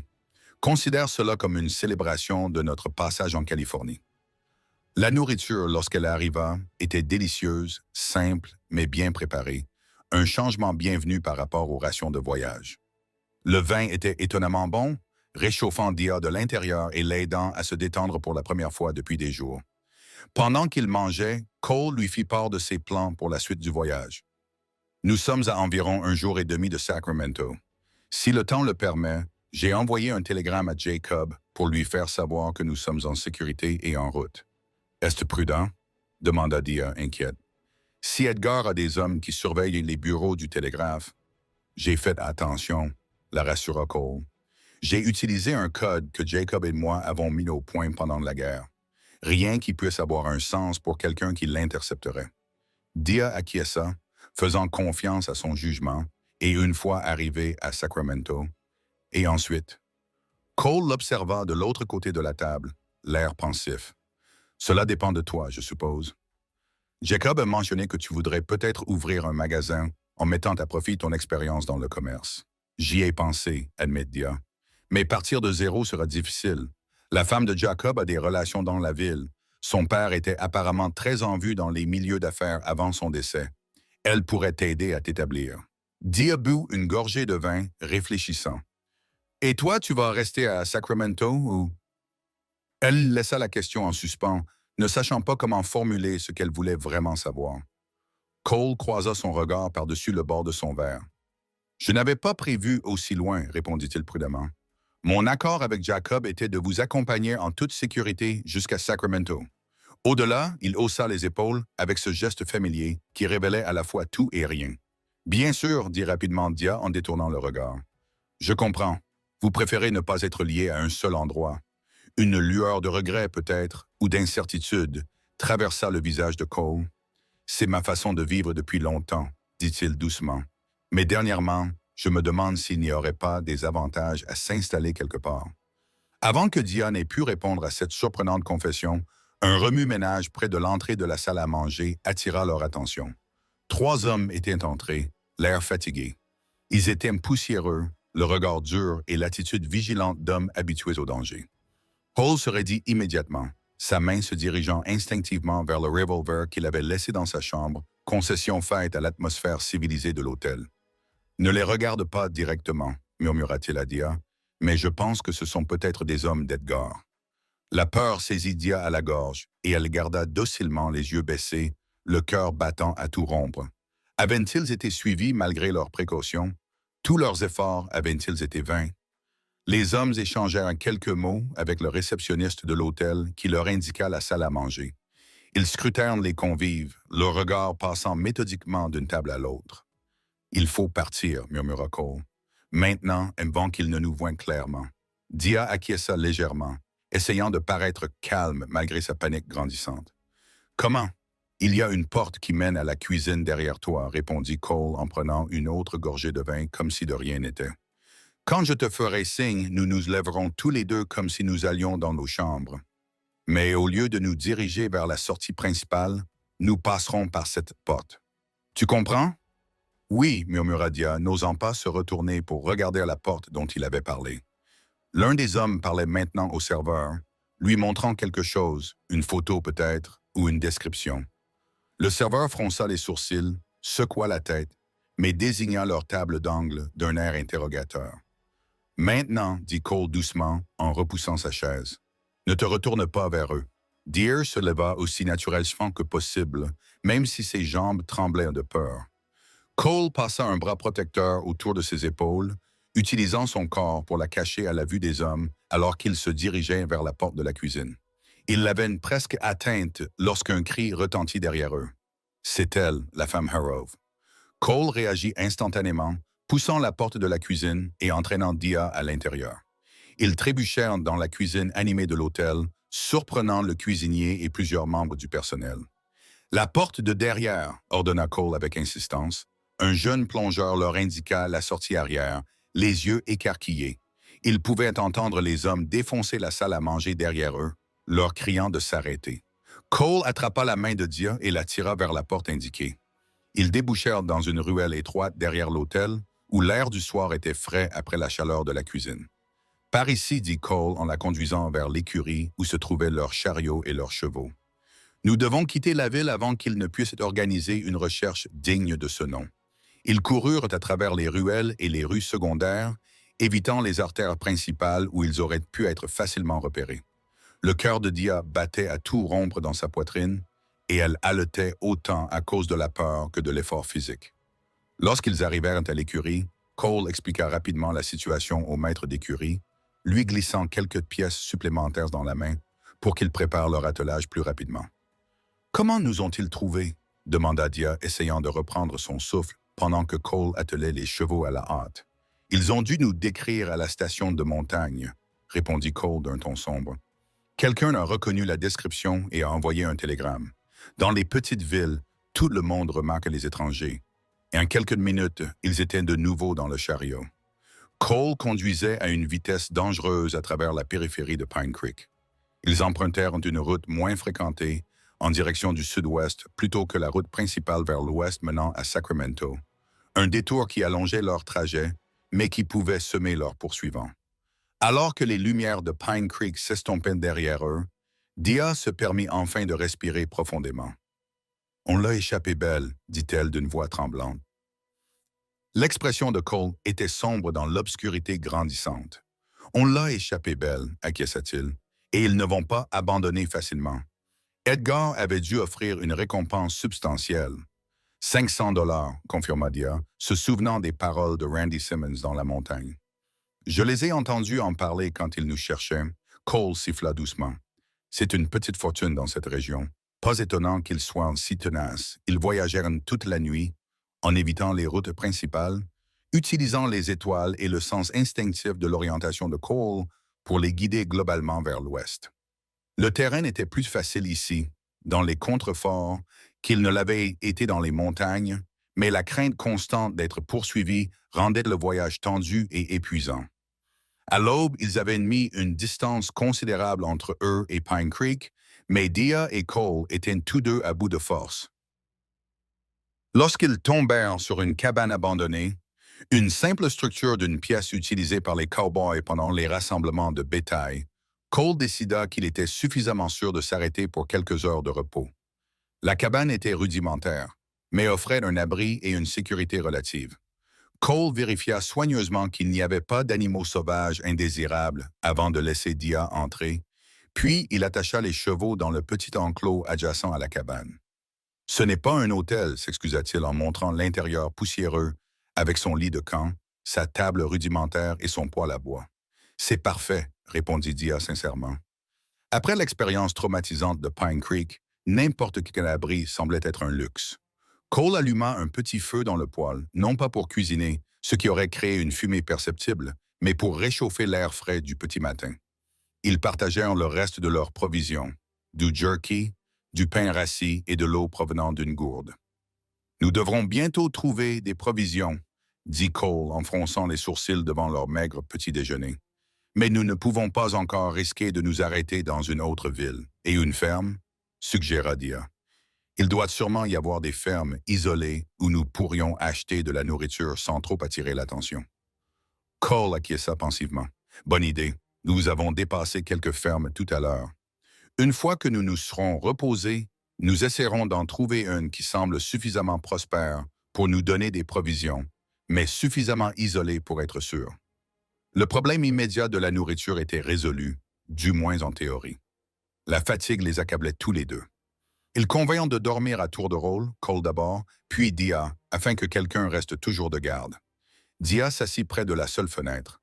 Elle plaça un petit miroir de manière à pouvoir voir quiconque s'approchait sans être facilement visible elle-même. Une astuce que Cole lui avait apprise. Malgré sa détermination à rester vigilante, les événements des derniers jours la rattrapèrent et elle se retrouva à lutter pour garder les yeux ouverts.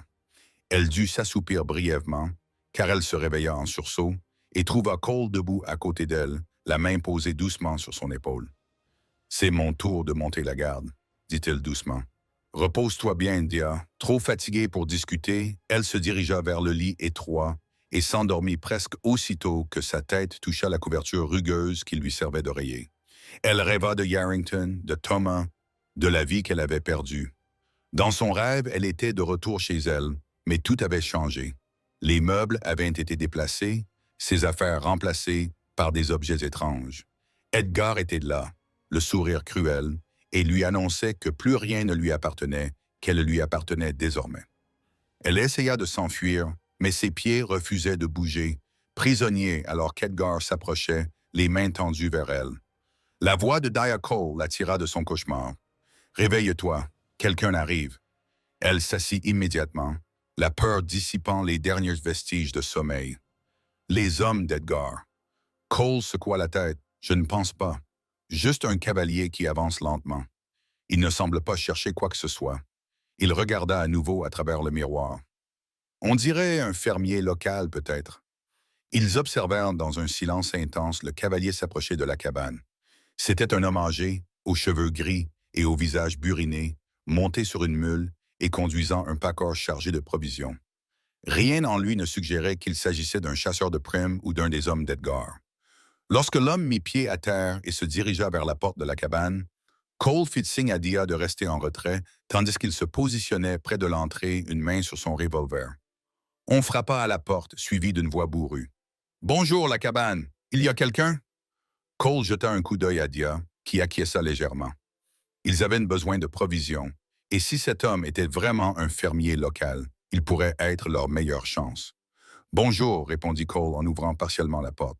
« Je peux vous aider. » Le vieil homme plissa les yeux pour regarder Cole, observant son apparence usée par la route, avec un regard perspicace. « Je pensais vous poser la même question. On ne voit pas souvent des gens par ici.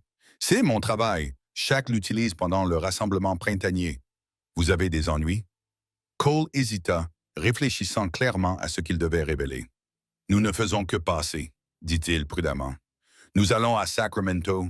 Nous serons heureux de payer pour utiliser votre abri. » Le regard du fermier se porta sur Dia, qui s'était placé derrière Cole. Son visage buriné s'adoucit légèrement. « Pas besoin de dépayer. Les abris sont là pour ceux qui en ont besoin. » Il marqua une pause, les observant. « Vous avez l'air d'avoir besoin d'un bon repas et peut-être de provisions pour la route. Nous vous en serions reconnaissants, » dit Dia en s'avançant, « et nous pouvons payer. » Le vieil homme fit un geste de la main pour signifier que ce n'était pas nécessaire. « Je m'appelle Henry Wilson. J'ai une ferme à environ 5 kilomètres à l'est d'ici. Ma femme m'a envoyé avec des provisions supplémentaires pour la cabane. On ne sait jamais quand quelqu'un pourrait en avoir besoin. » Il commença à décharger des paquets de son sac à dos. Rien d'extraordinaire, mais il y a du porc salé, des haricots, du café, de la farine pour faire des biscuits. Ça devrait vous permettre d'aller jusqu'à Sacramento si vous faites attention. Dia et Cole échangèrent un regard de soulagement prudent. Le fermier semblait sincèrement serviable, sans montrer aucun signe qu'il les reconnaissait ou qu'il était intéressé par la récompense offerte pour leur capture. Tout en continuant à décharger les provisions, Henry Wilson discuta avec désinvolture de sujets locaux, du temps, de sa ferme, de l'état des routes menant à Sacramento. Puis, comme s'il venait d'y penser, il mentionna des nouvelles de l'Est. J'ai entendu dire qu'il y avait eu de l'agitation à Pine Creek hier soir, remarqua-t-il. Des hommes ont causé des troubles à l'hôtel, cherchant une femme qui s'était enfuie de chez son fiancé, offrant beaucoup d'argent pour obtenir des informations. Il jeta un coup d'œil à Dia, l'air soigneusement neutre. Il me semble qu'une femme a le droit de choisir qui elle épouse, avec ou sans récompense. Dia sentit le sang se retirer de son visage. Elle savait que ce vieux fermier buriné avait en quelque sorte rassemblé les pièces du puzzle. Cole se raidit à côté d'elle, sa main se dirigeant à nouveau vers son revolver. Henry Wilson remarqua le mouvement et secoua la tête. Ce n'est pas nécessaire, jeune homme. Ce qui se passe entre un homme et une femme ne me regarde pas, surtout quand il y a de l'argent en jeu, comme c'est le cas avec le genre d'homme que j'ai vu à Pine Creek. Il finit de disposer les provisions sur la petite table. Ma Clara, c'est ma femme. Elle avait une sœur qui n'avait pas eu le droit de choisir. Ça s'est mal terminé. Son regard croisa celui de Dia. Très mal. Dia comprit parfaitement l'écho de l'histoire de Cole à propos de sa propre Clara. Elle s'avança impulsivement. « Merci, Monsieur Wilson. Je ne sais comment vous remercier. » Le vieux fermier hocha la tête, apparemment gêné par sa gratitude. « Ces hommes sont toujours à Pine Creek, pour autant que je sache, mais ils posent des questions en montrant une photo. Il vaudrait peut-être mieux que vous preniez la route sud vers Sacramento. Elle est plus longue, mais il y a moins de gens pour vous remarquer. » Cole se détendit légèrement, reconnaissant un allié plutôt qu'une menace. « Nous apprécions vos conseils et vos provisions. » Wilson monta sur sa mule et s'installa confortablement sur la selle usée. « Bonne chance à vous deux, dit-il en soulevant son chapeau. Clara et moi prierons pour que votre voyage se passe bien. » Sur ces mots, il fit demi-tour et repartit par où il était venu, levant la main en signe d'adieu sans se retourner. Après son départ, Dia et Cole restèrent silencieux pendant un long moment, digérant cette gentillesse inattendue de la part d'un inconnu. « Il y a encore des gens bien dans le monde, » dit finalement Dia, la gorge serrée. Cole acquiesça, un léger sourire effleurant son visage. On dirait bien. Il commença à examiner les provisions que Wilson leur avait laissées, un véritable trésor comparé à leurs maigres réserves. Cela nous permettra d'arriver à Sacramento avec largement assez. Ils passèrent 1 heure supplémentaire à se reposer et à réorganiser leurs provisions, puis repartirent, suivant le conseil de Wilson, de prendre la route sud.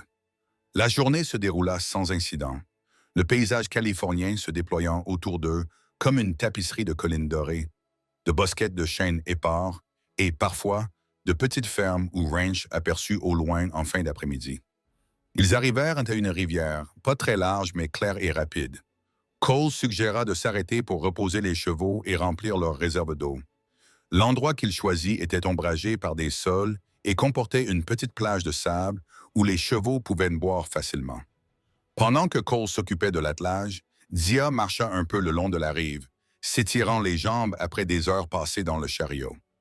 L'eau était fraîche et invitante, et sur un coup de tête, elle retira ses chaussures et ses bas pour patauger dans les eaux peu profondes, soupirant de plaisir alors que le courant coulait autour de ses chevilles.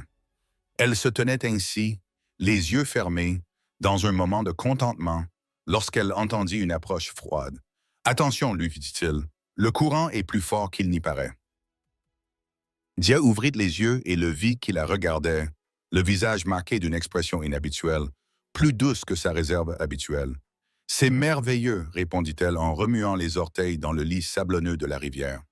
Je ne me suis pas senti aussi propre depuis des jours. » Cole sourit d'un sourire sincère qui transforma ses traits, plissant les coins de ses yeux. « Nous pourrions passer la nuit ici, suggéra-t-il. L'endroit est protégé et offre une bonne visibilité dans toutes les directions. Tu pourrais avoir un peu d'intimité pour te laver correctement si tu le souhaites. » L'idée était plus que tentante. Dia se contentait depuis des jours de se laver rapidement à l'aide de bidons et de bassines. L'idée de s'immerger dans la rivière limpide était presque trop séduisante pour y résister. « Êtes-vous sûr que c'est sans danger ?» demanda-t-elle en jetant un coup d'œil autour d'elle, sur le paysage apparemment désert. Cole acquiesça. « Je monterai la garde depuis cette butte, dit-il en désignant une petite colline à environ 50 mètres de la rivière. Vous aurez toute votre intimité, mais je serai assez proche en cas de problème. La considération qui sous-tendait cette offre toucha profondément Dia. « Merci, dit-elle simplement. Je vous en suis très reconnaissante. » Pendant que Cole installait le campement à une distance discrète de la rivière et attachait les chevaux, Dia rassembla les vêtements les plus propres qui lui restaient et un petit morceau de savon qu'elle avait emporté. Lorsque Cole eut pris position sur la colline, le dos délibérément tourné vers la rivière, Dia s'autorisa enfin le luxe d'un vrai bain. L'eau était fraîche mais pas insupportablement froide, et après le choc initial, merveilleusement rafraîchissante. Elle se lava rapidement mais soigneusement, savourant la sensation de propreté alors que des mois de tension semblaient s'en aller avec le courant de la rivière. Lorsqu'elle eut terminé et enfilé ses vêtements propres, les cheveux mouillés tombant dans son dos pour sécher, elle se sentit revigorée dans son corps et dans son esprit. Elle trouva Cole en train de préparer un repas simple à partir des provisions fournies par Wilson, des haricots mijotant dans une petite casserole sur le feu, des biscuits cuisant dans une poêle couverte nichée dans les braises. « À ton tour, annonça-t-elle en montrant la rivière. Je surveillerai le repas. » Cole hésita, jetant un coup d'œil à ses cheveux humides et à ses joues rougies. « Tu as l'air rafraîchi, dit-il maladroitement. « Je me sens à nouveau humaine, répondit Dia avec un sourire. « Vas-y, l'eau est merveilleuse. » Lorsque Cole revint quelque temps plus tard, ses cheveux noirs étaient humides et son visage fraîchement rasé. Ils partagèrent le repas simple dans un silence complice, tandis que le soleil se couchait sur les collines lointaines. Le stress de leur mésaventure à Pine Creek s'était quelque peu estompé, remplacé par un optimisme prudent quant à la suite de leur voyage. « Nous devrions atteindre Sacramento demain soir si nous partons à l'aube, » dit Cole alors qu'il finissait les derniers haricots. La maison de Jacob se trouve à la périphérie de la ville. Nous y serons en sécurité pendant que nous déciderons de la suite. Dia acquiesça en remuant le feu avec un bâton. « J'y ai réfléchi à ce que je vais faire. » Cole attendit, sans la presser de continuer. « Il me reste encore un peu de l'argent que Jacob m'a envoyé, dit-elle lentement. Pas assez pour ouvrir tout de suite un vrai magasin, mais peut-être assez pour démarrer quelque chose de plus modeste. Un atelier de couture, par exemple. J'ai toujours eu un don pour ça. Cela semble prometteur, acquiesça Cole.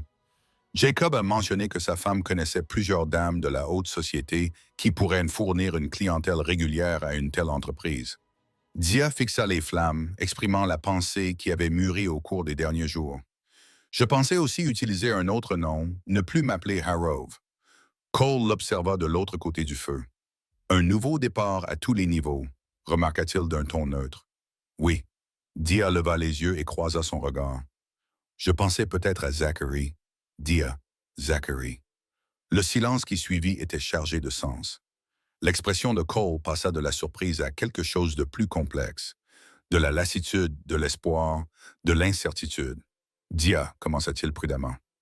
Si tu suggères ce que je pense que tu suggères, je sais que c'est soudain, l'interrompit-elle, les mots sortant maintenant qu'elle avait commencé.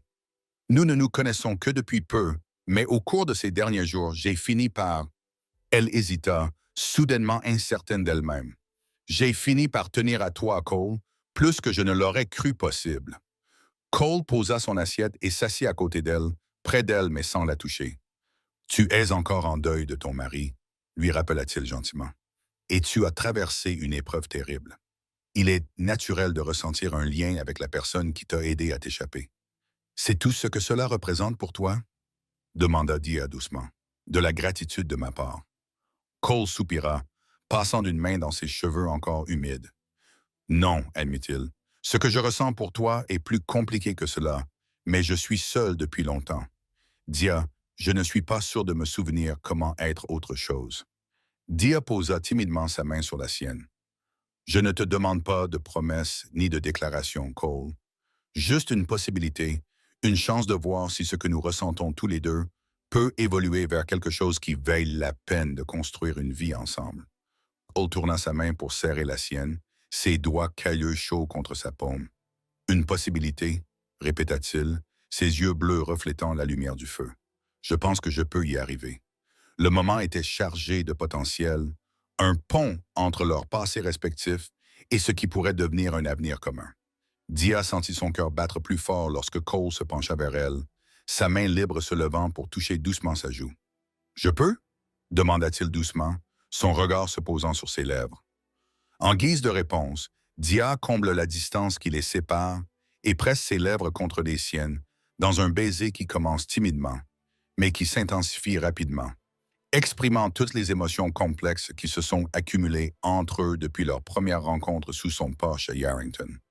Lorsqu'ils se séparent enfin, tous deux légèrement essoufflés, Cole pose son front contre le sien. « Je n'ai pas grand-chose à t'offrir, Dia. Je ne suis pas un homme riche. Je n'ai pas besoin de richesse, répondit-elle simplement. Juste un partenaire, quelqu'un avec qui partager le voyage, sourit-il, la lumière du feu adoucissant ses traits. Je pense pouvoir être cette personne. Ils passèrent la nuit au bord de la rivière, discutant longtemps dans l'obscurité de leur passé, de leurs espoirs, des possibilités qui s'offraient à eux à Sacramento ou au-delà. Cole parla de ses années d'errance, des fantômes qu'il avait tenté de fuir, non seulement la fin tragique de Clara, mais aussi les horreurs dont il avait été témoin pendant la guerre, la perte de sa famille, la cruauté qui l'avait à la fois libéré et isolé. Dia partagea ses souvenirs de Thomas, de leur partenariat dans les affaires et dans la vie, de son chagrin lorsqu'il mourut et de ses soupçons grandissants quant à la manipulation du testament par Edgar. Elle parla de ses rêves d'une nouvelle entreprise, de sa détermination à construire quelque chose qui lui appartiendrait vraiment cette fois-ci. Alors que la nuit s'intensifiait autour d'eux, un plan commença à se former, non seulement pour s'échapper et survivre, mais aussi pour un avenir qu'ils pourraient créer ensemble. Ils atteindraient Sacramento, resteraient chez Jacob assez longtemps pour s'assurer que les hommes d'Edgar avaient abandonné les recherches, puis peut-être se déplaceraient plus à l'ouest, à San Francisco, où une boutique de vêtements pour femmes de la haute société pourrait prospérer et où un homme aux talents variés comme Cole pourrait trouver un emploi stable. Et peut-être, lorsque suffisamment de temps se serait écoulé et qu'ils seraient certains de leurs sentiments l'un pour l'autre, il y aurait un mariage, non pas une cérémonie forcée née d'une obligation légale, mais une célébration du choix, de l'amour et d'un nouveau départ. Avec cet avenir provisoire qui se dessinait entre eux, ils dormaient enfin tous les jours dans le chariot, Cole à proximité sur son sac de couchage, tous deux plus paisibles qu'ils ne l'avaient été depuis longtemps. Ils arrivèrent à Sacramento le lendemain soir, comme Cole l'avait prédit. La ville était plus grande et plus imposante que Diacy ne l'avait imaginé. Un centre commercial animé avec d'imposants bâtiments en briques, des rues pavées et une atmosphère de prospérité qui faisait passer Yarrington pour un avant-poste frontalier. Jacob et sa femme Mary les accueillirent à bras ouverts et sans poser de questions, les installant dans une maison confortable située dans une rue bordée d'arbres à la périphérie de la ville. Mary, enceinte de leur premier enfant, embrassa Dia comme une sœur, bien qu'elle ne l'ait jamais rencontrée auparavant. « Thomas t'a souvent parlé dans ses lettres à Jacob », expliqua-t-elle en montrant à Dia une jolie chambre d'amis donnant sur un petit jardin. « J'ai l'impression de déjà vous connaître. Ce soir-là, autour d'un repas fait maison, le premier vrai repas que Dia avait pris depuis son départ du Nevada, ils lui racontèrent toute l'histoire de leur voyage, y compris les incidents évités de justesse avec les hommes d'Edgar et la gentillesse inattendue d'étrangers comme Henry Wilson. Jacob, un homme solidement bâti aux yeux bienveillants qui rappelait douloureusement Thomas à Dia, écoutait avec une inquiétude grandissante. « Edgar Hargrove n'abandonnera pas facilement, dit-il lorsqu'ils eurent terminé. Pas après être allé aussi loin. C'est pourquoi nous envisageons de quitter Sacramento, expliqua Cole en jetant un regard à Dia pour confirmation. Un endroit où Edgar n'a aucun lien avec nous deux. San Francisco, peut-être, ajouta Dia. C'est une ville plus grande qui offre plus d'opportunités pour nous deux. Le visage de Mary s'illumina. Ma cousine Eliza vit à San Francisco avec son mari. Il travaille dans le transport maritime. Il pourrait vous aider à vous installer, vous présenter aux bonnes personnes. Jacob observa Cole et Dia d'un air pensif, son regard s'attardant sur leurs mains jointes sur la table. « Je suppose que vos projets vous incluent désormais l'un l'autre, demanda-t-il doucement.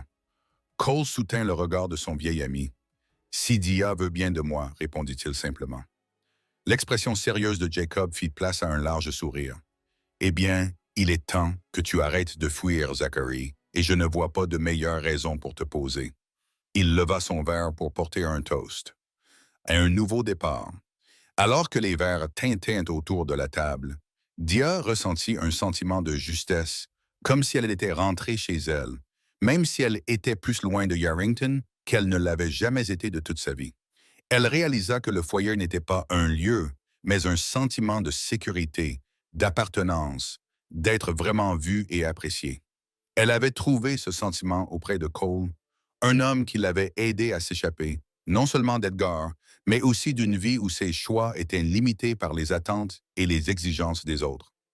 Les semaines suivantes passèrent dans un tourbillon d'activités alors qu'ils se préparaient pour la prochaine étape de leur voyage. Jacob aida Cole à vendre le chariot et les chevaux et utilisa le produit de la vente pour acheter un moyen de transport plus adapté à leur déménagement à San Francisco. Mary présenta Dia à plusieurs de ses amis, qui lui commandèrent de petits travaux de couture, ce qui permit à Dia de commencer à se constituer un modeste pécule en plus de l'argent que Jacob lui avait donné. Plus important encore, Jacob consulta un ami avocat au sujet de la légalité du testament de Thomas. Les termes de celui-ci étaient suffisamment inhabituels pour éveiller des soupçons. L'avocat confirma, en particulier, la clause obligeant Dia à épouser Edgar. S'il pouvait prouver qu'Edgar avait exercé une influence indue sur Thomas lors de la rédaction du testament, ou si le document avait été modifié après la mort de Thomas, Dia pourrait avoir un recours pour récupérer au moins sa part de l'entreprise. Cela signifierait retourner à Yarrington pour témoigner, avertit Jacob lorsqu'il lui fit part de cette nouvelle. Elle devrait alors affronter Edgar directement. Dia réfléchit à la question, sa main cherchant du charbon comme elle le faisait souvent lorsqu'elle avait besoin de force. « Pas encore, décida-t-elle. Peut-être un jour, lorsque le pouvoir d'Edgar sur moi sera vraiment brisé. Pour l'instant, je veux me concentrer sur la construction de quelque chose de nouveau. » Début octobre, près d'un mois après leur fuite de Yarrington, Jacob reçut un télégramme d'un ami qui vivait toujours là-bas.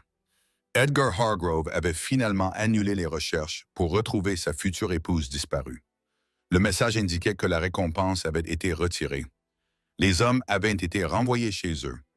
Edgar disait à tout le monde en ville que Dia s'était montré indigne en s'enfuyant, qu'il était mieux sans une épouse aussi déloyale. « Il sauve la face », observa Cole lorsque Jacob partagea la nouvelle pendant le dîner. « Sa fierté ne lui permettait pas d'admettre que tu avais choisi de t'enfuir plutôt que de l'épouser.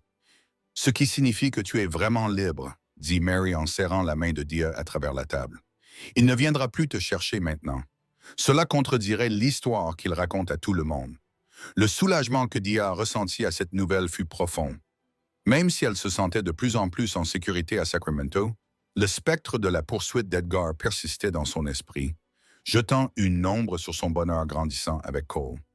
Ce soir-là, alors qu'il se promenait dans le jardin de Jacob et Mary sous un ciel étoilé, Cole prit les mains de Dia dans les siennes, le regard plus ouvert et vulnérable qu'elle ne l'avait jamais vu.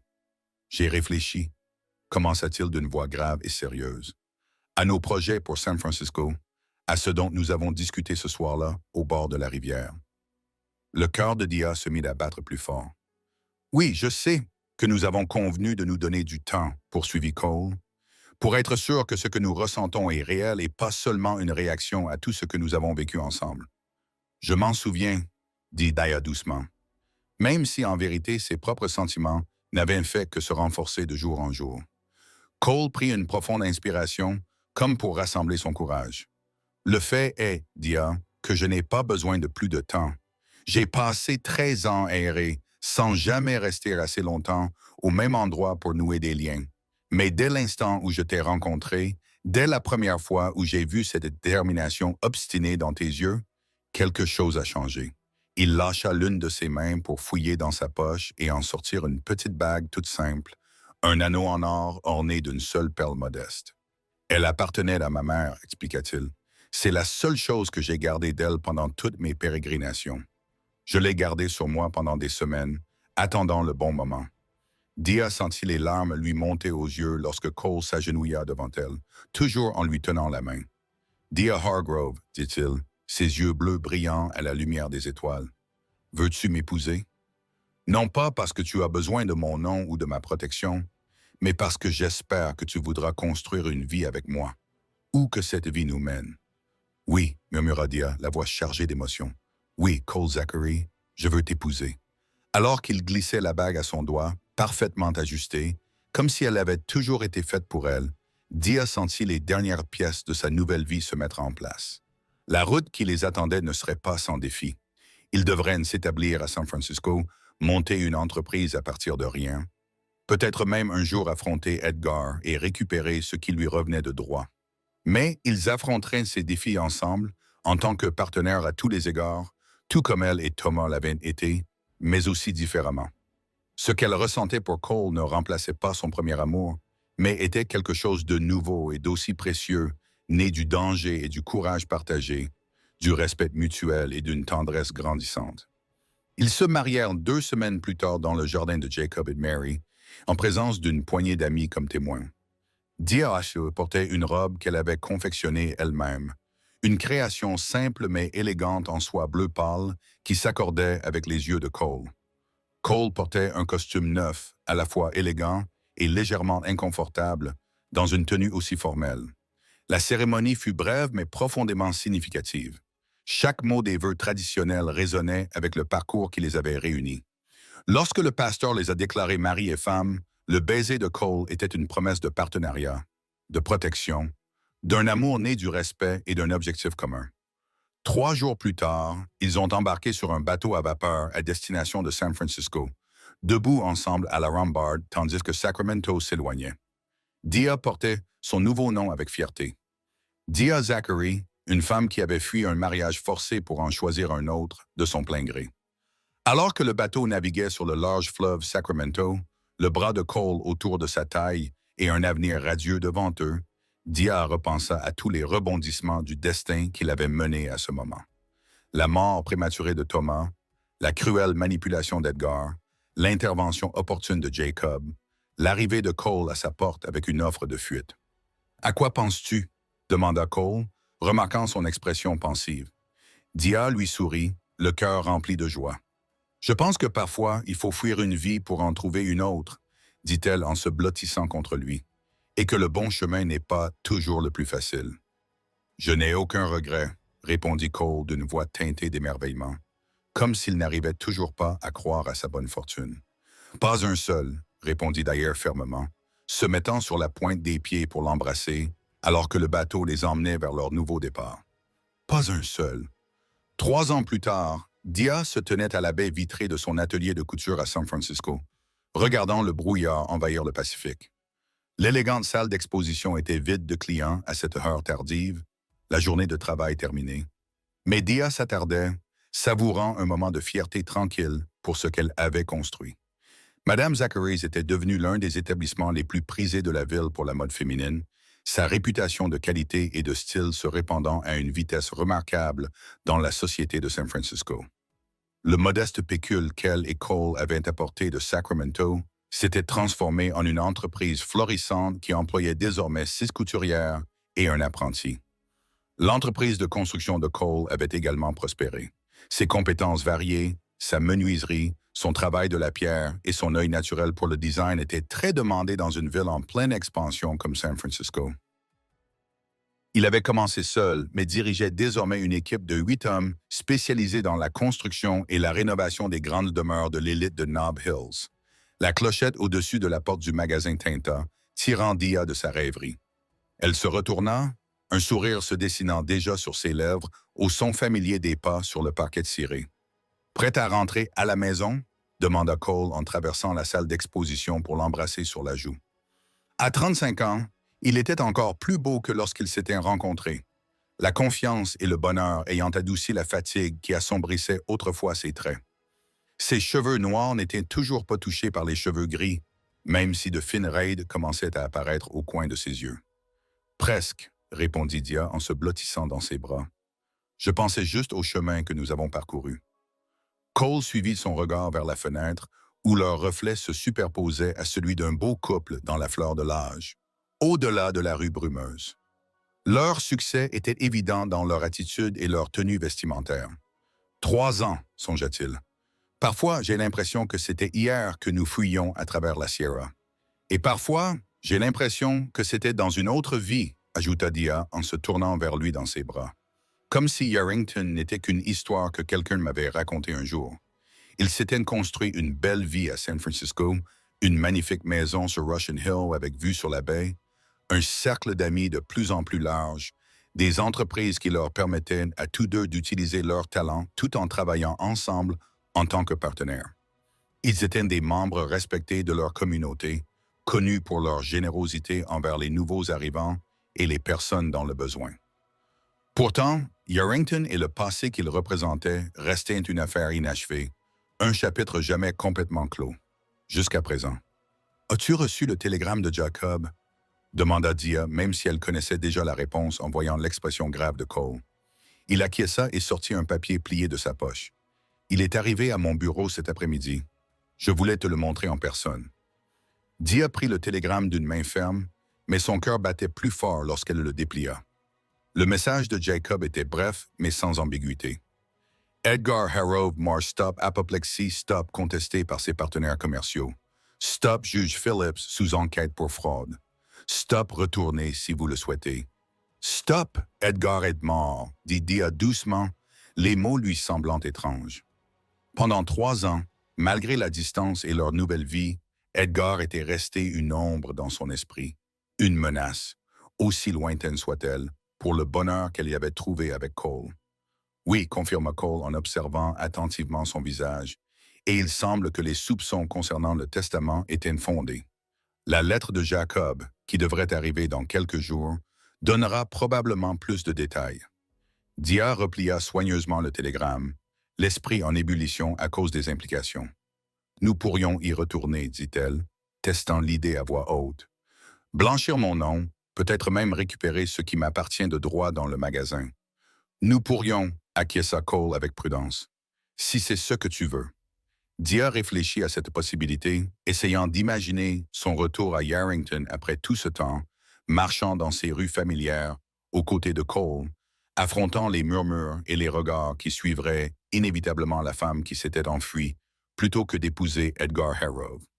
Cela valait-il la peine de risquer la paix et le bonheur qu'ils avaient construits ensemble? « Que penses-tu que nous devrions faire? » demanda-t-elle à Cole, sincèrement curieuse de connaître son point de vue. Il resta silencieux un instant, ses yeux bleus pensifs. « Je pense, dit-il finalement, que nous devrions suivre le conseil que je t'ai donné le jour où nous nous sommes rencontrés. Tout le monde mérite d'avoir le choix, Dia, y compris toi, aujourd'hui comme hier. » Le souvenir de ce premier jour où elle se tenait dans son salon à Yarrington, veuve désespérée confrontée à une situation impossible, lui fit monter les larmes aux yeux. Elle avait parcouru un long chemin depuis cette femme effrayée.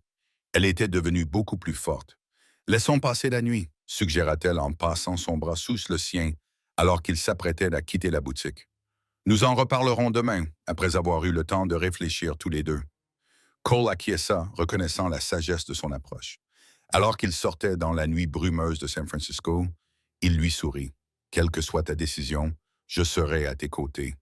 Yarrington ou San Francisco, peu m'importe où nous sommes, tant que nous sommes ensemble. » Le chemin du retour les conduisit sur la pente raide de Russian Hill, devant des maisons élégantes et des rues éclairées au gaz, si différentes des artères poussiéreuses de Yarrington.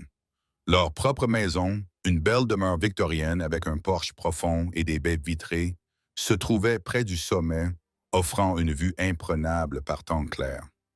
Alors qu'ils approchaient, une petite silhouette jaillit de la porte d'entrée et dévala les marches vers eux. « Maman, papa !» s'écria-t-elle avec joie. Cole souleva leur fille de 2 ans et la fit tournoyer dans les airs tandis qu'elle gloussait de rire. Clara Zachary avait les cheveux châtains de sa mère et les yeux bleus de son père, associés à une détermination qui lui était propre. « Tu as été sage avec Mademoiselle Jenkins ?»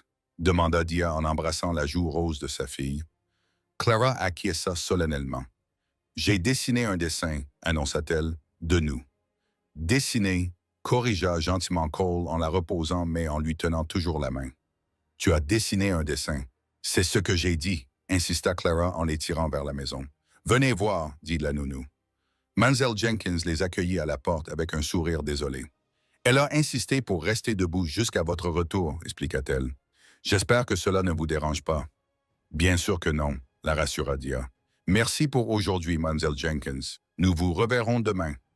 Après le départ de la nounou, Clara montra fièrement son œuvre d'art, un charmant ensemble de lignes et de cercles incompréhensibles qui, selon elle, représentaient leur famille. Ils se lancèrent dans leur routine du soir. L'heure du bain pour Clara. Une histoire lue par Cole de sa voix expressive, puis il l'aborda dans son lit avec des baisers et lui murmura « Je t'aime ». Plus tard, alors qu'ils étaient assis ensemble dans leur confortable salon, si différent de celui, modeste, de Yarrington, où leur voyage ensemble avait commencé, Dyer revint sur la question soulevée par le télégramme de Jacob. « J'ai réfléchi, dit-elle en posant son ouvrage de couture à propos de Yarrington.